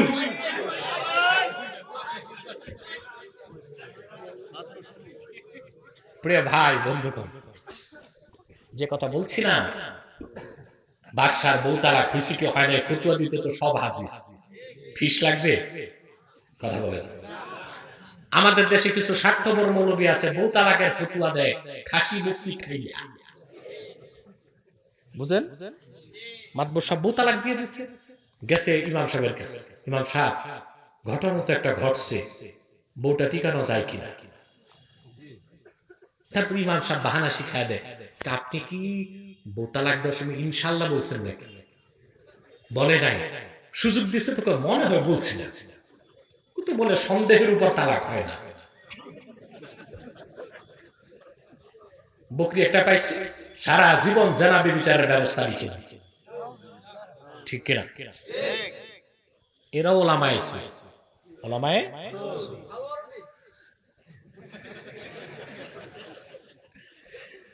প্রিয় ভাই বন্ধুগণ, সব আলেম চলে এসেছে, সমস্ত আলেম ফতুয়া দিল বাদশাহ আপনার বউ তালাক। কারণ সে যতই সুন্দরী হোক চাঁদ থেকে সুন্দরী হতে পারে। একজন যুবক আলেম দাঁড়ায় গেল, দাঁড়িয়ে বললেন আপনার বউ তালাক হয় না। বাকি আলেমরা খেপে গেছে। হাল খালাফতা শুয়ুখাক, তোমার ওস্তাদরা বলতেছে বউ তালাক, তুমি বলতেছো তালাক হয় নাই, তোমার ইলম কি বেশি নাকি? যুবক বলল ফাতোয়া তো আমার নয়, قد افتى من هو اعلم منا, ফতোয়া তো তিনি দিয়েছেন যার উপরে কারো ইলম নাই। প্রশ্ন হলো তিনি কে? যুবক আলেম বললেন হু আল্লাহ। ওই যুবক আলেমের নাম মনে রাখতে পারবেন? ওনার নাম ইয়াহইয়া ইবনু আকসাম রাহমাতুল্লাহি আলাইহি। এটা ধুয়ে ৩ বার নতুন করে দাও। কি নাম বলেন তো? ইয়াহইয়া ইবনু আকসাম রাহমাতুল্লাহি আলাইহি। তিনি ফতোয়া দিলেন বউ তালাক হয় না। বলো দলিল কি?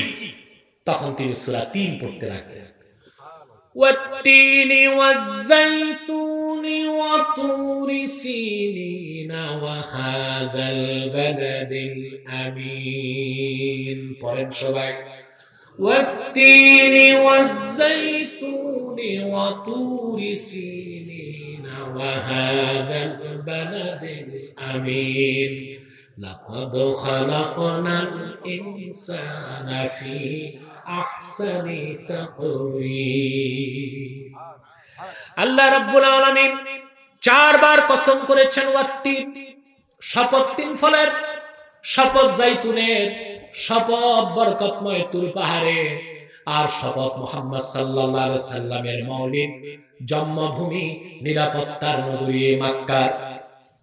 চারবার কসম করে আল্লাহ পাক জবাবে কসমে বললেন লাকাদ খালাকনাল ইনসানা ফি আহসানি তাকওয়িম, নিশ্চয় মানুষকে আমি সবচেয়ে সুন্দর গঠনে, অবয়বে, আকারে, সূরতে তৈরি করেছি। আপনার বউ চাঁদ থেকেও সুন্দরী, তালাক হয়ে গেছে। বলেন আল্লাহর শ্রেষ্ঠ সৃষ্টি কি? প্রিয় সৃষ্টি, সুন্দর সৃষ্টি। প্রশ্ন হলো কেন? দুইটা কারণ। কয়টা কারণ? মানুষকে সৃষ্টি করা হয়েছে মহা উদ্দেশ্যে, আর যা সব মানুষের জন্য। আল্লাহ বলেছেন খালাকালাকুম মা ফিল আরদি জামিয়া, এই জমিনে যা আছে মানুষ শুধু তোমাদের জন্য সৃষ্টি করেছে, আর মানুষকে আল্লাহ সৃষ্টি করেছেন তার জন্য। সুবহানাল্লাহ বলবেন। মানুষকে সৃষ্টি করেছেন তার জন্য। সুবহানাল্লাহ, সুবহানাল্লাহ, সুবহানাল্লাহ। সব কার জন্য? মানুষ, মানুষ। কাফের মুশরিক বেঈমানও সৃষ্টি হয়েছে মুসলমানের গোলামির জন্য। ওরা প্লেন বানায়, আমরা হজ করতে যাই। ওরা মাইক তৈরি করেছে, আমরা ওয়াজ করছি। ওরা মোবাইল তৈরি করেছে, আমরা মানুষকে দ্বীনের দাওয়াত দিচ্ছি। ওরা স্যাটেলাইট তৈরি করেছে, কোরআনের দাওয়াত সারা দুনিয়ায় আমরা ছড়াই দিচ্ছি। তাদের আল্লাহ সৃষ্টি করেছেন আমাদের গোলামির জন্য, আমাদের আল্লাহ সৃষ্টি করেছেন আল্লাহর গোলামির জন্য। আমাদের পয়সা কম, মুসলমানের বিত্ত বৈভব কম, তাতে সমস্যা কি? সবটা আমাদের জন্য, সব কাদের জন্য? মনে রাখবেন, বিয়ে বাড়িতে দুলা মিয়া চুপচাপ থাকে, খায় সবচেয়ে কম, কিন্তু পুরা বিয়ের আয়োজনটা কার জন্য? আয়োজন কার জন্য? দুলা মিয়া। এক বোকা জামাই এ গ্রাম দেশ থেকে, যে এই যে আপনাদের ময়মনসিংহ কিছু অসপাড়া আছে নাকি, ধোবাউড়া টুবাউড়া, কি না ধোবাউড়া, আচ্ছা, এক আরো প্রত্যন্ত অঞ্চল। এই দিককার এক ছেলে বিসিএস ক্যাডার হয়ে গেছে, প্যান্ট শার্ট লাগায় ঢাকা বিয়ে করছে, বুঝলেন? বন্ধু বান্ধব নিয়ে চলন যাচ্ছে। এখন যেতে যেতে জ্যামে দেরি হয়ে গেছে, গেটে আবার আটকেছে পয়সার জন্য।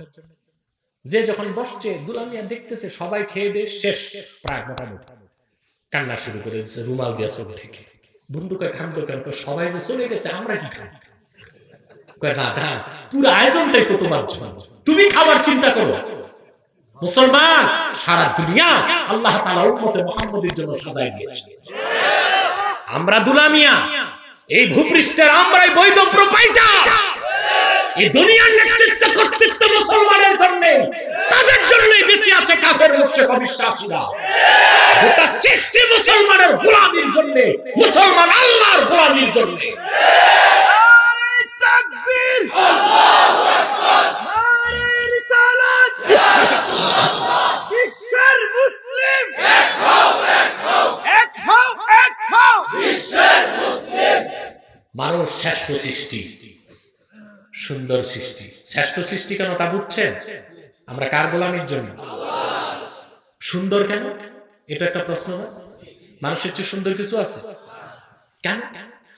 আল্লাহ রাব্বুল আলামিন যা কিছু তৈরি করেছেন, হাত লাগান নাই, হুকুম দিয়ে তৈরি করেছেন। আল্লাহ পাক বলেন ইন্নামা আমরুহু ইযা আরাদা শাইআন আইয়াকুলা লাহু কুন ফায়াকুন। আল্লাহ পাক যখন কোনো কিছু বানাবার ইচ্ছা করেন, শুধু তিনি বলেন হও, জিনিসটা হয়ে যায়। কিন্তু সহিহ বুখারী সাক্ষী, আদমকে আল্লাহ তাআলা নিজের হাত দিয়ে তৈরি করেছেন। এই জন্য আদম এত সুন্দর, তার সন্তানরা এত সুন্দর। সুবহানাল্লাহ বলবেন। এটার দলিল কি? সহিহ বুখারী দ্বিতীয় খণ্ডের হাদিস আনাস বিন মালিক বর্ণনা করেছেন। হাদিসটি বুখারীতে 1 পৃষ্ঠাব্যাপী। কাল হাসর ময়দানে পৃথিবীর সব মানুষ যখন হাসর ময়দানে বেকারার হয়ে যাবে। কেন বেকারার হবে? কবর থেকে উঠে মানুষ অপেক্ষা করবে, কিন্তু মিজানের পাল্লা চালু হবে না। মানুষ ভয় আর আতঙ্কে পড়ে যাবে, পাল্লা কখন চালু হবে। জাহান্নামের দরজাগুলো খোলা থাকবে, জাহান্নামের ভয়াবহ আওয়াজ হাসর পর্যন্ত পৌঁছে যাবে। মানুষগুলো অস্থির হয়ে বলবে, আজকে আল্লাহ পাক যদি হিসাব নিকাশের আগে জাহান্নামটা বন্ধ করে দিতেন, মিজানের পাল্লা চালু করতেন, আপাতত শান্তি পাইতাম। লোকজন বলবে, এই এত বড় সুপারিশ কে করবে আল্লাহর কাছে? লোকেরা বলবে, চলো আদমের কাছে যাই। সবাই হযরত আদমের কাছে চলে আসবে, এসে আদমকে বলবেন, সহিহ বুখারীর ইবারত শোনাচ্ছি, আপনার সম্মানিত করার জন্য ব্যবস্থা করলেন। আল্লাহ পাক বললেন, وَإِذْ قُلْنَا لِلْمَلَائِكَةِ اسْجُدُوا لِآدَمَ فَسَجَدُوا إِلَّا إِبْلِيسَ أَبَى وَاسْتَكْبَرَ وَكَانَ مِنَ الْكَافِرِينَ। আল্লাহ পাক বলেন, আমি ফেরেশতাদেরকে বললাম, তোমাদের দাবিতে তোমরা হেরে গেছো, আদমের ইলম বেশি, তার শ্রেষ্ঠত্ব বেশি, তোমরা সবাই আদমকে সাজদা করো। সবাই আদমকে সাজদা করলো, শুধু করলো না ইবলিস, আর সে কাফেরদের অন্তর্ভুক্ত হয়ে গেল। বলেন নাউজুবিল্লাহ। এই যে শ্রেষ্ঠত্ব আল্লাহ তাআলা মানুষকে দিলেন, তার কারণ কি? শুরুতেই তিনি বললেন, ইন্নী জাইলুন ফিল আরদে খলিফা, আমি পৃথিবীতে আমার খলিফা নিযুক্ত করব। আদম হচ্ছেন আল্লাহর খলিফা। আল্লাহ এই খলিফা মানে টেইলার না, স্থলাভিষিক্ত। আর আপনারা টেইলারকে খলিফা বলবেন না। কুখ্যাত অসভ্য ইংরেজ জাতি কোরআন হাদিসের পরিভাষাকে অপমান করার জন্য এই নামগুলোর অপপ্রয়োগ করেছে। টেইলারের নাম দিয়েছে খলিফা, ম্যারেজ রেজিস্ট্রারের নাম দিয়েছে কাজী, অথচ খলিফা হচ্ছেন তিনি যিনি ইসলামী স্টেটের চিফ এক্সিকিউটিভ, আর কাজী হচ্ছেন তিনি যিনি ইসলামী আদালতে বিচারকের দায়িত্ব পালন করেন। ঠিক কিনা? এখন আসেন, আমাদের উদ্দেশ্য কি? আল্লাহ তাআলা, হে মিয়া সাহেব বসো। ওনারা তো উনি দরবেশ, মুনাজাত লাগে না, ওনার গুনাহ টুনা নাই তো ওনাদের। প্রিয় ভাই বোন, না রাতও বেশি হয়েছে তো আমি বুঝতেছি অনেক দূরের লোক তারা, আমরা খুব দ্রুত শেষ দিকে চলে যাচ্ছি। প্রিয় ভাই বন্ধুগণ, যে কথা বলছিলাম, তারা আমাদেরকে যে আল্লাহ তাআলা সৃষ্টি করলেন এত শখ করে সৃষ্টি করছেন না? আমাদের দায়িত্ব কি? আমাদেরকে আল্লাহ দুটো দায়িত্ব দিয়েছেন, যে জন্য আমাদের শ্রেষ্ঠত্ব, আমাদের মাহাত্ম্য এত বেশি। তার একটি হলো ইবাদত, আরেকটি হলো খেলাফত। আরেকটি কি? খেলাফতের জন্য। কিসের জন্য? শুধু ইবাদত না, ইবাদত তো জিন জাতীয় করে, তাদেরকে তো শ্রেষ্ঠত্ব দেন নাই, তার আগুনের তৈরি, মাটির তৈরি আদমকে শ্রেষ্ঠত্ব কেন দিলেন? কারণ জিন জাতিকে আল্লাহ দিয়েছেন শুধু ইবাদত। ওয়ামা খালাকতুল জিন্না ওয়াল ইনসা ইল্লা লিয়াবুদুন, আমি জিন আর মানুষকে তৈরি করেছি আমার ইবাদতের জন্য, কিন্তু মানুষকে তৈরি করেছেন ইবাদতের জন্য এবং খেলাফতের জন্য। সেই জন্য জিনের চেয়ে মানুষের দাম বেশি, ফেরেশতার চেয়ে মানুষের দাম বেশি। খেলাফতের দায়িত্ব আল্লাহ ফেরেশতাকে দেন নাই, খেলাফতের দায়িত্ব জিন জাতিকে দেন নাই, শুধু খেলাফতের দায়িত্ব দিয়েছেন আল্লাহ পাক আশরাফুল মাখলুকাত বনি আদমকে। বলেন সুবহানাল্লাহ। এখন খেলাফত বুঝেন আপনারা? যারা পীরি মুরিদি করেন তারা একটা খেলাফত বুঝেন, সেটা হচ্ছে পীর সাহেবের থেকে বায়াত নিয়ে পাগড়ি নেওয়া, ঠিক কিনা? আর তো খেলাফত বুঝেন না। খিলাফত কি আমি এক কথায় বুঝাই দিচ্ছি। ইবাদতটা আপনারা বুঝেন, ইবাদত বুঝেন। ইবাদত কি? ইমতিসালুল আওয়ামির ওয়া ইজতিনাবুন নাওয়াহি, হুকুম মানা নিষেধ ছাড়া, এর নাম ইবাদত। হুকুম মানা নিষেধ ছাড়ার নাম ইবাদত, হুকুম মানানো নিষেধ ছাড়ানো তার নাম খেলাফত। এক কথায় বুঝালাম, হুকুম মানা নিষেধ ছাড়া তার নাম কি? হুকুম মানানো নিষেধ ছাড়ানো তার নাম। আমাদের মধ্যে ইবাদত আছে, খেলাফত কথা বলেন। যার মন চায় নামাজ পড়ি, যে নামাজ পড়ে না মসজিদের বারান্দায় সিগারেট খায়, তার কিছু বলতে পারি না। কিন্তু আমরা যদি খেলাফতকে কায়েম করতে পারতাম, যে নামাজ পড়ে না শরিয়া আইনে তাকে 25টা বেত লাগানো যেত, তারপর সে কি আর নামাজ বাদ দিত? যাকাত দেওয়া ফরজ, আমরা দিচ্ছি, এটা ইবাদত। কিন্তু যে যাকাত দিচ্ছে না, খেলাফত মানে হচ্ছে আপনি লাখে 2,500 টাকা তার সম্পদ থেকে নিয়ে গরিবকে বন্টন করে দিবেন, এটা তো নাই আমাদের মধ্যে। মদ পান না করা ইবাদত, ঠিক না? আমরা যারা মদ পান করছি না আল্লাহর ইবাদত করছি, কিন্তু যে মদ পান করছে তারে বাধা দিতে পারি না, অথচ শরীয়তের হুকুম যে মদ পান করে তারে 80 দোড়া লাগাও। মদ পান করেন না, এটা ইবাদত। মদ পান করতে দিবেন না, এটা খেলাফত। এখন ইবাদত আছে আপনাদের মধ্যে? জি আছে। খেলাফত সেটা কিভাবে করবেন? সেজন্য আপনাদের মানসিক প্রস্তুতি নিতে হবে, আর মানুষের কাছে খেলাফতের শ্রেষ্ঠত্বকে বুঝাতে হবে যে আমাদেরকে ইবাদত শুরু করলে হবে না, ইবাদতের সাথে খেলাফত প্রতিষ্ঠিত যেন হয় সমাজ ও রাষ্ট্রে, সেই চিন্তা ফিকির আমাদের করতে হবে। তবে তা সহিংস পথে না, অহিংস ভাবে, ঠিক কিনা? সহিংস ভাবে না অহিংস ভাবে? অহিংস ভাবে, দরদে, মায়ায়, মমতায় কোরআন সুন্নাহ শিক্ষা পৌঁছে দিতে হবে দেশের প্রতিটি ডিপার্টমেন্টে। নেতা নেত্রীর কর্ণ কুহরে শিক্ষিত বুদ্ধিজীবী সমাজবিদ বিজ্ঞানী দার্শনিক সবার কানে পৌঁছে দিতে হবে আল্লাহ শ্রেষ্ঠ সৃষ্টি মানুষের দায়িত্ব খেলাফতকে কায়েম করা, ঠিক কিনা? শুনতে শুনতে এক সময় তাদের ভালো লাগবে, ভালো লাগতে লাগতে এক সময় তারা আমল শুরু করে দিবে। আপাতত ইবাদত তো করতে হবে, করবেন তো ইবাদত। সে ইবাদত মানে নামাজ, রোজা, হজ, যাকাত নাকি? না, জীবনের সকল ক্ষেত্রে কোরআন হাদিসের হুকুম মানতে হবে আর নিষেধগুলো ছাড়তে হবে। তার নাম কি? ইবাদত। আর সেই ইবাদতকে প্রতিষ্ঠিত করা হচ্ছে খেলাফত। হুকুম মানা, নিষেধ ছাড়া, তার নাম ইবাদত। হুকুম মানানো, নিষেধ ছাড়ানো, তার নাম কি? খেলাফত। একজন হক্কানি পীরের কাছে যখন তার মুরিদ বায়াত নেয়, এই বায়াতের অর্থই হচ্ছে কোরআন হাদিসের সব হুকুম মানতে মুরিদ বাধ্য, নিষেধ ছাড়তে বাধ্য।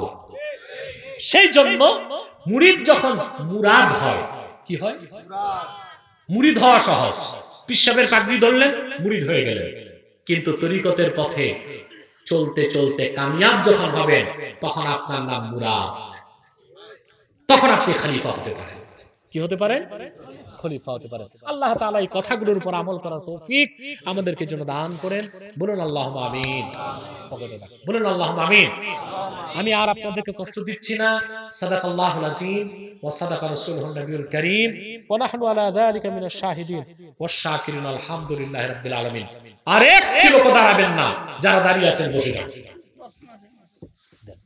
প্রশ্নগুলো হাতে নাও, আমি উত্তর দিচ্ছি। আপনাদের কারো প্রশ্ন আর দিয়েন না, অনেক জমা হয়ে গেছে, আমিও ক্লান্ত হয়ে গেছি, রাতও বেশি হয়ে গেছে। বুঝলেন? যথেষ্ট আলোচনা হয়েছে, আমল করলে এটাই নাজাতের জন্য যথেষ্ট, ঠিক কিনা? সম্মানিত সুধী, বাস, আর কোনো প্রশ্ন নেওয়া হবে না। একদম খামোশ বসে যাও। এই দুইটা নিয়ে নাও, এই দুইটা নিয়ে নাও, আর কোনো প্রশ্ন না। অনেক প্রশ্ন চলে এসছে, উত্তর দিতে হবে আমাকে। আপনি বইন হয়, আপনাদের ভাষা হয় একটু একটু।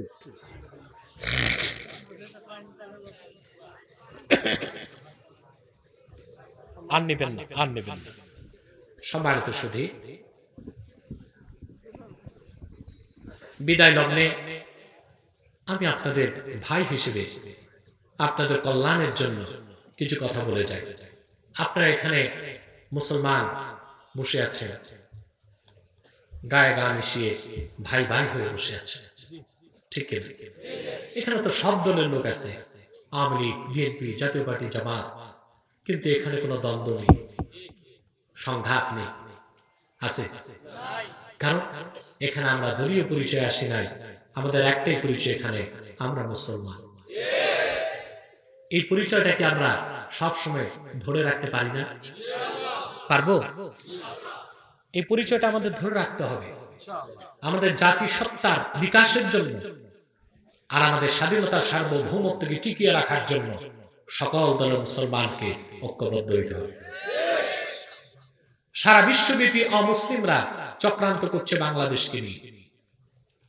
এই দেশের সার্বভৌমত্বকে তারা লঙ্ঘন করতে চায়। এই দেশের গ্যাস সম্পদ, খনিজ সম্পদ তারা চুরি করতে চায়। এই দেশের সেন্ট মার্টিন দ্বীপকে তারা ঘাঁটি বানাতে চায়। পার্বত্য চট্টগ্রামকে বিচ্ছিন্ন করে একটি খ্রিস্টান রাষ্ট্র বানাতে চায়। আমরা তা হতে দিব না। লক্ষ লক্ষ মুসলমানের রক্তের বিনিময়ে দেশ স্বাধীন হয়েছে ইসলামের সুমহান স্বার্থ রক্ষায়, মুসলমানদের মৌলিক সমস্ত অধিকার আদায়ে, দাবি আদায়ে, আর দেশের স্বাধীনতা সার্বভৌমত্ব রক্ষায়। যে কোনো অপশক্তি পরাশক্তিকে চ্যালেঞ্জ করতে এদেশের মুসলমান প্রস্তুত আছে। ঠিক কিনা বলেন? আজ বাংলাদেশে ইসলাম ও মুসলমানের বিপক্ষে আর বাংলাদেশের স্বাধীনতার বিপক্ষে দুটো অমুসলিম সম্প্রদায় চক্রান্তে লিপ্ত হয়েছে। একটি হচ্ছে কুখ্যাত কাদিয়ানী সম্প্রদায়। নিঃসন্দেহে এরা কাফের এবং অমুসলিম। তাদেরকে যারা কাফের বলবে না, তারাও কাফের, কারণ তারা আল্লাহর আখির নবী মুহাম্মদ সাল্লাল্লাহু আলাইহি সাল্লামকে আল্লাহর শেষ নবী হিসেবে বিশ্বাস করে না। চিল্লায় বলেন নাউজুবিল্লাহ। তাদের বিশ্বাস 1857 সালে কোরআন কারীম বাতিল হয়ে গেছে। তাদের বিশ্বাস খ্রিস্টানরা, তাদেরকে কাফের বলা যাবে না, বেদিন বলা যাবে না, তাদেরকেও তারা মুসলমান মনে করে। তাদের বিশ্বাস শূকরের গোশত এবং মদ হালাল। এই জন্য কাদিয়ানীরা সবচেয়ে কুখ্যাত কাফের এবং অমুসলিম। তারা মানুষকে ধোঁকা দেবার জন্য মুসলমানদের মতো দাড়ি রাখে, টুপি লাগায়, নাম রাখে। তাই বলে কি তারা মুসলমান হবে? দাড়ি রাখলেই কেউ যদি মুসলমান হতে পারত, তো রবীন্দ্রনাথ ঠাকুরের চেয়ে বড় মুসলমান কে হইত? সে কি মুসলিম ছিল না অমুসলিম? নাম রাখলে মুসলমান হওয়া যায়? এক শয়তান বোতলে পেশাব করে উপরে লেবেল এঁটে দিল শরবত, শরবত হবে? ভিতরে কি? কথা বুঝছেন না? তদ্রুপ কাদিয়ানীরা অমুসলিম এবং কাফের। আব্দুল আউয়াল, আব্দুল সামাদ, মুবাশশির আলী, কবির চৌধুরী এসব নাম রাখার দ্বারা তারা মুসলমান হতে পারে না। ভাইয়ের আমার, বন্ধুরা আমার, আমার আল্লাহ নূর নবী আমার নবীজি মুহাম্মদ সাল্লাল্লাহু আলাইহি ওয়াসাল্লামের ইসলাম ও কোরআনের হাজার হাজার হাজার বছর পরে বর্তমান ভারতের কুখ্যাত পাঞ্জাবের কুখ্যাত গুরুদাসপুরের কুখ্যাত কাদিয়ানে ইংরেজ আমলে এক শয়তান নিজকে নবী দাবি করছে। চিল্লায় বলেন নাউজুবিল্লাহ। শয়তানটার নাম রেখেছিল তার বাপ মির্জা গোলাম আহমদ কাদিয়ানী। সাবধান সাবধান, কাদিয়ানের কাজ্জাব, মিথ্যা নবুয়তের দাবিদার মির্জা গোলাম শয়তান কাদিয়ানীকে গোলাম আহমদ বলা যাবে না, কারণ গোলাম আহমদ অর্থ আহমদ এর গোলাম। কোন কাফের কোনদিনও গোলাম আহমদ এর গোলাম হতে পারে না। আর কাদিয়ানের কাজ্জাব ছিল শেষ দরজার কুখ্যাত কাফের। সে গোলাম আহমদ এর গোলাম ছিল না, সে ছিল কুখ্যাত শয়তানের কুখ্যাত গোলাম। কাদিয়ানের কাজ্জাব মিথ্যা নবুয়তের দাবিদার মির্জা গোলাম শয়তান কাদিয়ানীর উপর গজব এসেছে 1908 সালে। যখন গজব এসেছে, কাদিয়ানের কাজ্জাব মিথ্যা নবুয়তের দাবিদার মির্জা গোলাম শয়তান কাদিয়ানী 1908 সালে ধ্বংস হয়ে কুখ্যাত জাহান্নামের কুখ্যাত কুকুরে পরিণত হয়েছে। তার অনুসারীরাও ধ্বংস হয়েছে। বর্তমানে কিছু কাদিয়ানী বাংলাদেশে আছে, যারা ইসলাম ও মুসলমানের বিপক্ষে চক্রান্ত করে যাচ্ছে। তাদের কুফরি আকীদা থেকে মানুষকে রক্ষা করার জন্য আর তাদের অপতৎপরতাকে নির্মূল করার জন্য সকল দলের মুসলমানকে ঐক্যবদ্ধ হইতে হবে। তারা মানুষকে ধোঁকা দিয়ে কাফের বানাবার জন্য নাম পরিবর্তন করে করে মিথ্যা পরিচয় দেয়। কখনো নিজেদের পরিচয় দেয় আহমদী জামাত, কখনো বলে আহমদিয়া জামাত, কখনো বলে আহমদী সম্প্রদায়, কখনো বলে আহমদিয়া সম্প্রদায়, কখনো বলে আহমদী মুসলিম জামাত, কখনো বলে আহমদিয়া মুসলিম জামাত। সাবধান, যত কাদিয়ানী ছিল আছে থাকবে, তারা কেউ আহমদী জামাত নয়, আহমদিয়া জামাত নয়, আহমদী সম্প্রদায় নয়, আহমদিয়া সম্প্রদায় নয়, আহমদী মুসলিম জামাত নয়, আহমদিয়া মুসলিম জামাত নয়।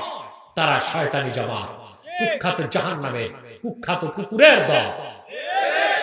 আমাদের সকল দলের একটাই দাবি, অনতিবিলম্বে স্বাধীন বাংলায় শয়তান কাদিয়ানীদেরকে রাষ্ট্রীয়ভাবে অমুসলিম ঘোষণা করতেই হবে, করতেই হবে, করতেই হবে। এই দাবি আদায় জান মাল যদি দিতে হয়, তাহরিকে খাতুন বাংলাদেশের ব্যানারে কারা কারা প্রস্তুত আছেন হাত তুলুন।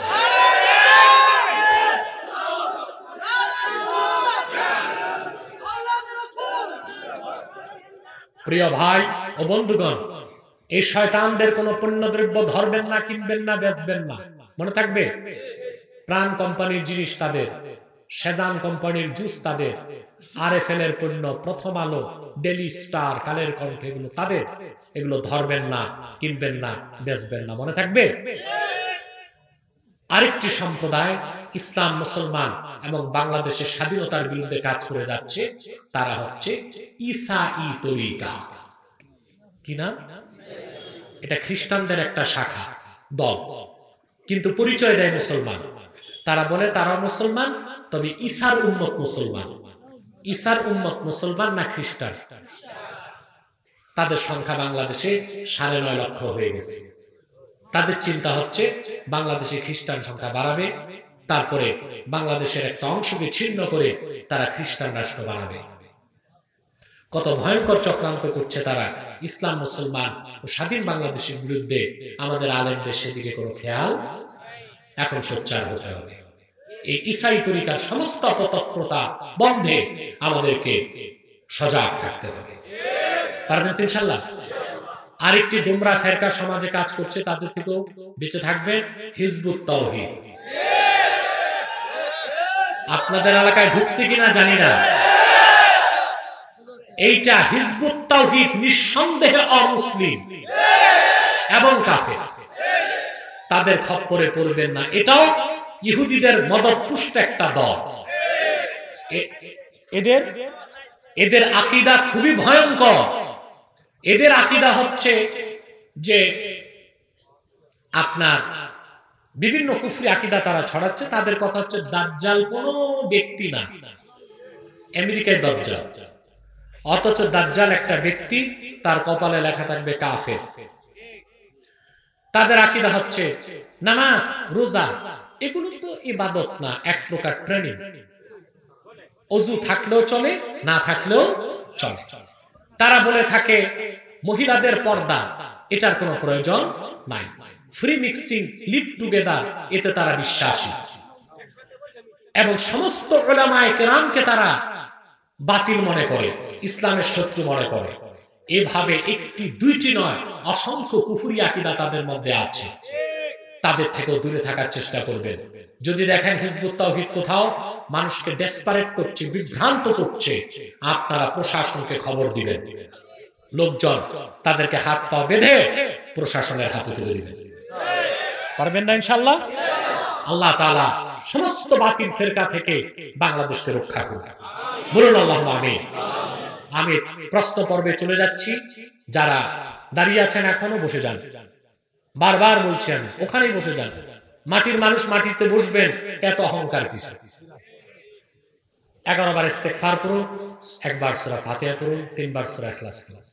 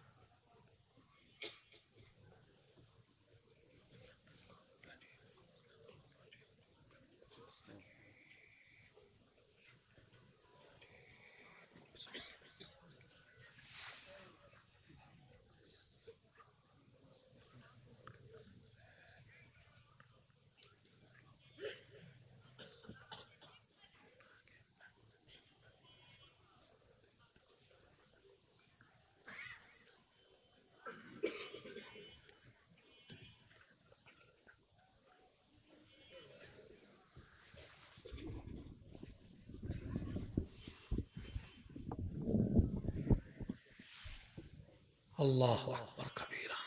পড়ছেন ইস্তেগফার? পড়েন ইস্তেগফার পড়েন।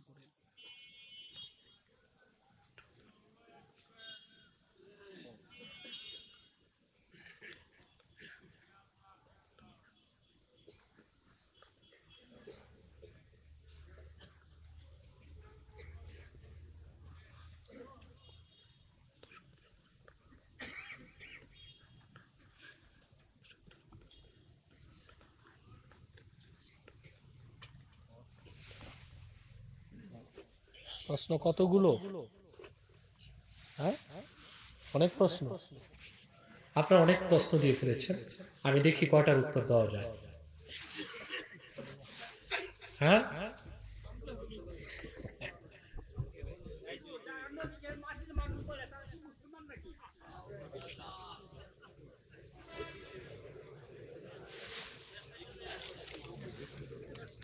এক ভাই যারাই প্রশ্ন দিবেন আমাকে লিখিত, মুখে প্রশ্ন দিয়েন না, লিখিত জানান, আমি উত্তর দিব। একজন শিক্ষক তার ছাত্রকে শাসন করার শরঈ বিধান কি অনুগ্রহপূর্বক জানাবেন। শিক্ষকের উপর দায়িত্ব হচ্ছে ছাত্রকে দৈহিকভাবে আঘাত না করা, লুৎফ এবং হিকমতের সাথে ছাত্রকে প্রশিক্ষণ দিবে। একান্তই যদি দেখে মুখের কথা কাজে আসছে না, শিষ্টাচার, আদব ও এলেম শিক্ষার ক্ষেত্রে আল্লামা বদরুদ্দিন আইনি বলেন 3টি বেত্রাঘাত করা যাবে। কয়টি? এর বেশি না। আমাদের দেশে দেখা যায় অনেক মাদ্রাসায়, অনেক স্কুলে ছাত্রদেরকে পশুর মতো পিটায়, এটা নাজায়েজ এবং হারাম। অনেক জায়গায় এত মারে ছাত্রকে, ছাত্র মরেই যায়। এক ভাই প্রশ্ন করেছেন, হুজুর আমি জানতে চাই জিহাদ কখন ফরজ হয়, জিহাদের উদ্দেশ্য কি, আমাদের উপর কি এখন ফরজ? এক ভাই প্রশ্ন করেছেন। দেখুন, নামাজ যেমন ফরজ কিয়ামত পর্যন্ত থাকবে, জিহাদ, কেতাল এটাও কিয়ামত পর্যন্ত ফরজ। তবে এটার হুকুম জারি করবেন শাসক। কে করবেন? শাসক। এটা শাসকের দায়িত্ব। কথা বুঝতে পারছেন? কোরআন সুন্নাহর নিয়ম বহির্ভূত ভাবে আপনি মোড়ে দাঁড়ালেন আর বোমা ফুটায় 10টা মানুষকে মেরে ফেললেন, এটা তো জিহাদ হবে না। কথা বুঝতে পারছেন? এই দায়িত্বটা আপনি ব্যক্তিগত আপনার হাতে নিতে পারেন না। এই দায়িত্ব মূলত শাসকের। কাদের? শাসকের। মুসলিম স্টেটের শাসক, তিনি জিহাদের হুকুম করবেন, কেতাল পরিচালনা করবেন। মাজারে দান করা, মান্নত করা জায়েজ কিনা? মাজারে দান বা মান্নত করলে আল্লাহর ওলি তো খাবেন না, খাবে সব ফকিররা, আর ওখানে যারা খাদেম থাকে তারা। অতএব আল্লাহর ওলিদের মাজারে যদি যান সুন্নত তরিকায়, সেখানে আপনি জিয়ারত করবেন। আর যদি কিছু দিতেই চান, যদি সেখানে মাহফিল হয় শরীয়ত সম্মত পদ্ধতিতে, মাহফিলে আপনি চাল ডাল গোশত দিয়ে শরীক হবেন, আল্লাহর বান্দারা খাবে। কিন্তু মাজারে মান্নত করা সুস্পষ্ট শিরক, এটা মনে রাখবেন। মান্নত হবে শুধুমাত্র আল্লাহর জন্য। কার জন্য? কিন্তু তাবাররুকের জন্য অথবা আল্লাহর বান্দাদের খাওয়ানোর জন্য, সেটা তো মান্নত হতে পারে না, সেটা হাদিয়া।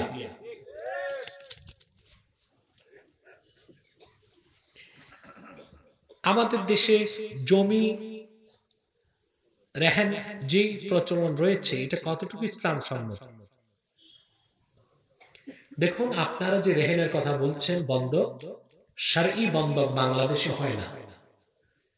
বন্ধক বলতে যেটা বুঝাচ্ছেন আপনি, যেমন উনি আমাদের মেহমান, উনি 50,000 টাকা আপনাকে দিল, ওনার জমিটা উনি, আপনার জমিটা উনি রাখলেন 2 বছরের জন্য, এটি তো বলেন আপনারা, এতটুকু জায়েজ। কিন্তু এই জমির 2 বছর উনি যদি চাষাবাদ করে খায়, এটা সুদ এবং হারাম। বুঝলেন না? বুঝাই দিচ্ছি। আপনি 50,000 টাকা কাউকে দিলেন, বন্ধক রাখলেন তার জমি 2 বছরের জন্য। যখন আপনি টাকা ফেরত দিবে, জমি ফেরত দিবেন, এটা জায়েজ। কিন্তু আপনি টাকা দিলেন, জমি নিলেন, সেই জমি আপনি 2 বছর চাষাবাদ করে ফসল ফলালেন, এটা জায়েজ না, এটা সুদ হয়ে যাবে। এই ক্ষেত্রে আপনাকে দ্বিতীয় চুক্তি করতে হবে। জায়েজ করতে হলে তার সাথে ডিট হতে হবে যে 2 বছর তোমার জমি ফেলে রেখে লাভ কি, আমি চাষাবাদ করব, 2 বছর ভাড়া বাবদ তোমাকে এই টাকা আমি দিয়ে দিব, তাহলে জায়েজ। তাহলে কি এটা শারঈ পদ্ধতিতে রেহেন। অত্র বাজারে মাজার কেন্দ্রিক নারীদের দিয়ে বিভিন্ন অনুষ্ঠান করানো হয়, এটা কতটুকু ইসলাম সম্মত? মহিলারা কি অনুষ্ঠান করে? নাচানাচি ছাড়া তো আর কিছু না। এতে তো কবিরা গুনাহ হবে। এই কাজগুলো আপনারা করবেন না। কথা বুঝতে পারছেন?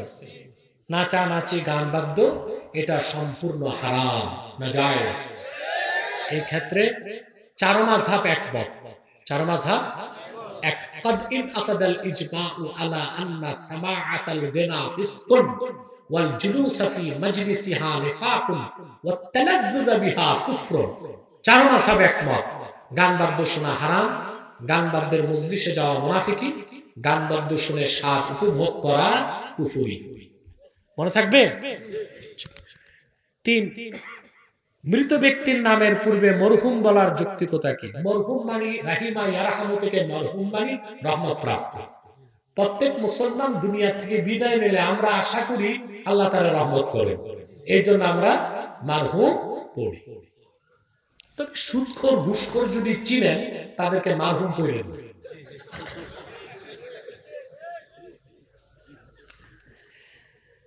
এক ভাই প্রশ্ন করেছেন, মাজার শরীফ পাকা করা যাবে কিনা? দেখুন, মাজার হচ্ছে জিয়ারতের স্থান। আপনি আপনার বাবার মাজারও যদি প্রতিদিন জিয়ারত করেন, ওটাও তো মাজার। মাজার মানে এই না যে তা পাকা হইতে হবে, মিনার থাকবে, গম্বুজ থাকবে, এটা মাজার হওয়ার শর্ত না। তবে আল্লাহর ওলিদের কবর বা মাজার যেন হেফাজত থাকে, সেজন্য আপনি পাশ দিয়ে বাউন্ডারি করে দিতে পারেন, এটা আদাব। এটা কি? আদাব। কিন্তু মূল কবর কখনো পাকা করবেন না, এটা হাদিসের খেলাফ। মুসলিম শরীফের হাদিস, নাহা রাসূলুল্লাহ সাল্লাল্লাহু আলাইহি ওয়াসাল্লাম আইয়ুজসিসাল কুবুর। আল্লাহ রাসূল সাল্লাল্লাহু আলাইহি ওয়াসাল্লাম কবর পাকা করতে নিষেধ করেছেন। সেটা হচ্ছে মূল কবর। সেটা কি? মূল কবর। সেটা খোলাই রাখবেন যেন সেখানে ঘাস হয়, ঘাস জিকির করবে, বৃষ্টির পানি আসবে। কত বুঝতে পারছেন? কবরের সাইড আপনি পাকা করতে পারেন, ঘেরাও করতে পারেন, গরু ছাগল না ঢুকে গেটও লাগাইতে পারবেন। সুন্নতি টুপি কোনটা? দলিল প্রয়োজন। বেশ সুন্দর কথা বলেছেন। দেখো, টুপি নিয়ে বাড়াবাড়ি করবেন না। টুপি যে যেভাবে পড়তেছে পড়তে দেন। আপনারা যদি টুপি নিয়ে মারামারি করেন, তো যারা টুপি পরে না ওরা বলবে আমরাই ভালো আছি,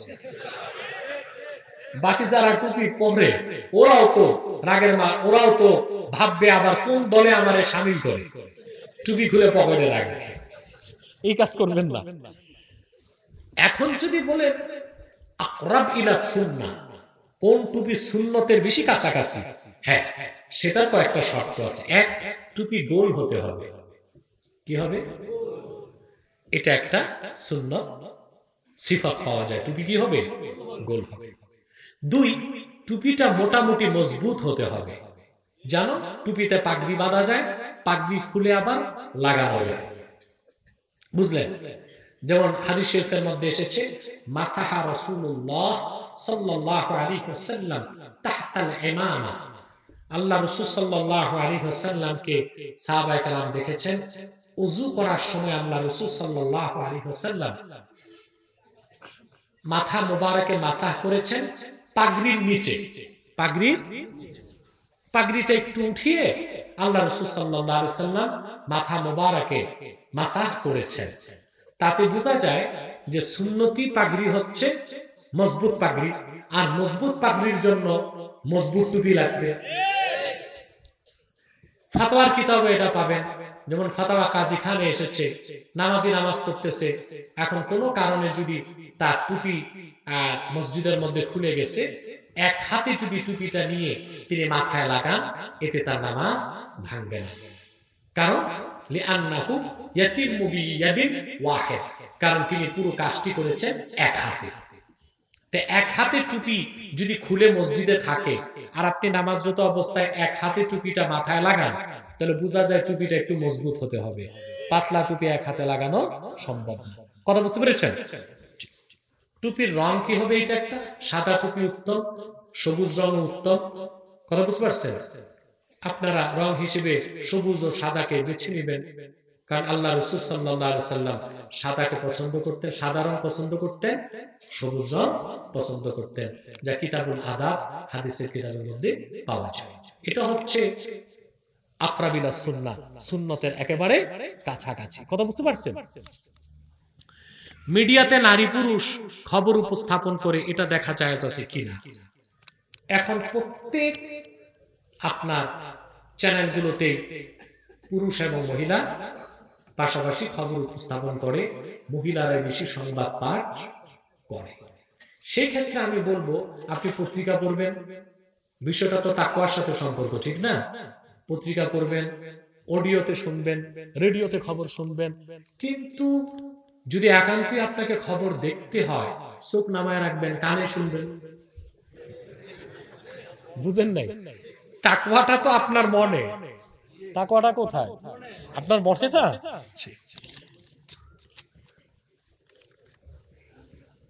স্বামী স্ত্রীকে ফোনে বলেছে আমি তোমাকে ছেড়ে দিয়েছি, তুমি আর আমার বাড়িতে আইসো না, এটা কি তালাক হয়ে যাবে? এটা যদি স্বামী স্ত্রীকে ছেড়ে দিয়েছি নিয়ত যদি 3 তালাক হয় তাহলে তালাক পতিত হবে। আর যদি কোনো নিয়ত না থাকে তাহলে কেনায়া হিসেবে 1 তালাক পতিত হবে। তারপরও তালাকের মাসালা আমি মৌখিক দেই না। আমাদের দরবার শরীফে, আমাদের মাদ্রাসার দারুল ইফতাতে প্রশ্ন করবে, লিখিত আমরা উত্তর দেব। এক ভাই 1 পৃষ্ঠা প্রশ্ন লিখেছে।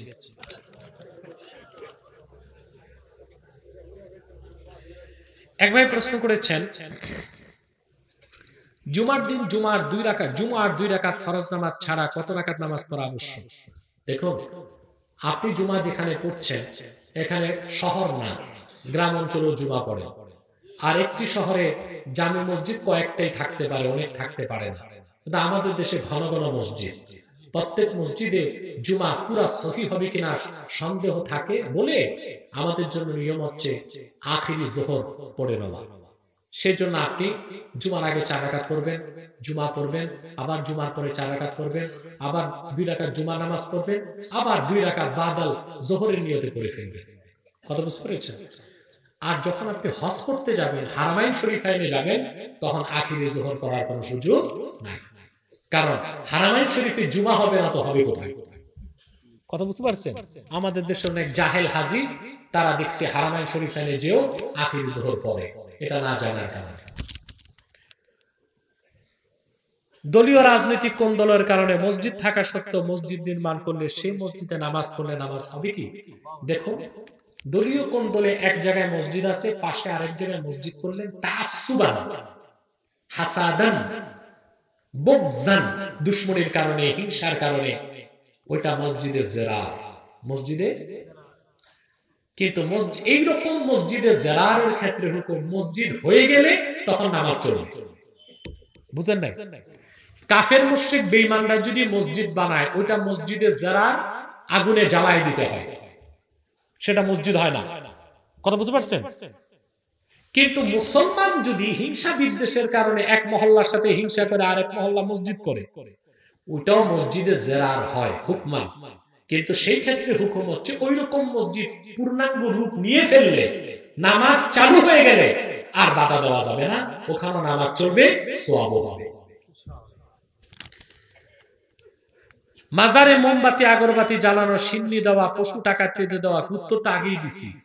আগুন ধরাবেন না, আগুন জাতীয় কিছু মাজারে নিবেন না, আতর ছিটাবেন। কি ছিটাবেন? আতর ছিটাবেন। কিন্তু আগুন, মোমবাতি, আগরবাতি এগুলো মাজারে নিবেন না। এগুলো সানাউল্লাহ পানিপতি রহমতুল্লাহ হারাম লিখেছেন। কথা বুঝতে পারছেন? এগুলো চরম পর্যায়ের বেদাতের অন্তর্ভুক্ত। আপনি যদি আল্লাহর ওলিদের মাজারে কিছু আদাবান ছিটাতে চান, আপনি আতর ছিটান। কি ছিটান? আতর ছিটান। আল্লাহর ওলিদের নামে ওরস করা, সেই ওরসকে কেন্দ্র করে মেলা, গান বাজনা, অশ্লীলতা, অনৈতিক কর্মকাণ্ড ঘটে, এই বিষয়ে ইসলাম কি বলে? আল্লাহর ওলিদের নামে ওরস হতে পারে। ওরস হচ্ছে আনন্দ, আরুস, ওরস এগুলো হচ্ছে কি? আনন্দ। কিন্তু কথা হচ্ছে আল্লাহর ওলিদের জন্য আনন্দ কেন করবেন? ইসালে সওয়াব করবেন। এই যে এখানে ইসালে সওয়াব হচ্ছে, ঠিক কিনা? কি করবেন আপনারা? ওরস কেন বলা হয়? আনন্দকে, আনন্দকে, বুঝলেন? আনন্দের রাতকে বলা হয় ইয়াউমুল আরুস। ভাসর রাতের যে ঘুম, আনন্দের ঘুম, এরকম ঘুম আর হয় আগে পরে? এই ঘুমকে বলা হয় নাউমুল আরুস। তা আল্লাহর ওলিদের স্মরণে ওরস বা আনন্দ করার কি? আল্লাহর ওলিদের তাওয়াজ্জু পাওয়ার জন্য ইসালে সালাত করবেন তাদের মাজারে, ওয়াজ মাহফিল করবেন, কি করবেন? ওয়াজ মাহফিল করবেন, মিলাদ মাহফিল করবেন, জিকির ফিকির করবেন, মুনাজাত করবেন। কিন্তু সেখানে ওরস নাম দিয়া গান বাদ্য করা, একতারা, দোতারা, তাম্বুরা, জাম্বুরা এসব দিয়ে নারী পুরুষ একত্রিত হয়ে মেলামেশা করে যা করেন এটা হারাম, নাজায়েজ, বেদাত, ভণ্ডা। এটার সাথে ইসলামের কোনো সম্পর্ক নেই। পঞ্চম প্রশ্ন করেছেন, ভাই কিছুতেই নামাজ নিয়মিত করতে পারছি না, পড়তে পারছি না, কি করতে পারি? আপনি নিয়ত করেন যে 40 দিন আপনি জামাত তরক করবেন না, ইমাম সাহেবের সাথে তাকবীরে উলার সাথে আপনি 40 দিন 5 ওয়াক্ত নামাজ পড়বেন। 41 দিনের দিন নামাজ আপনাকে, নামাজকে খুঁজতে হবে না, নামাজ আপনাকে খোঁজা শুরু করবে।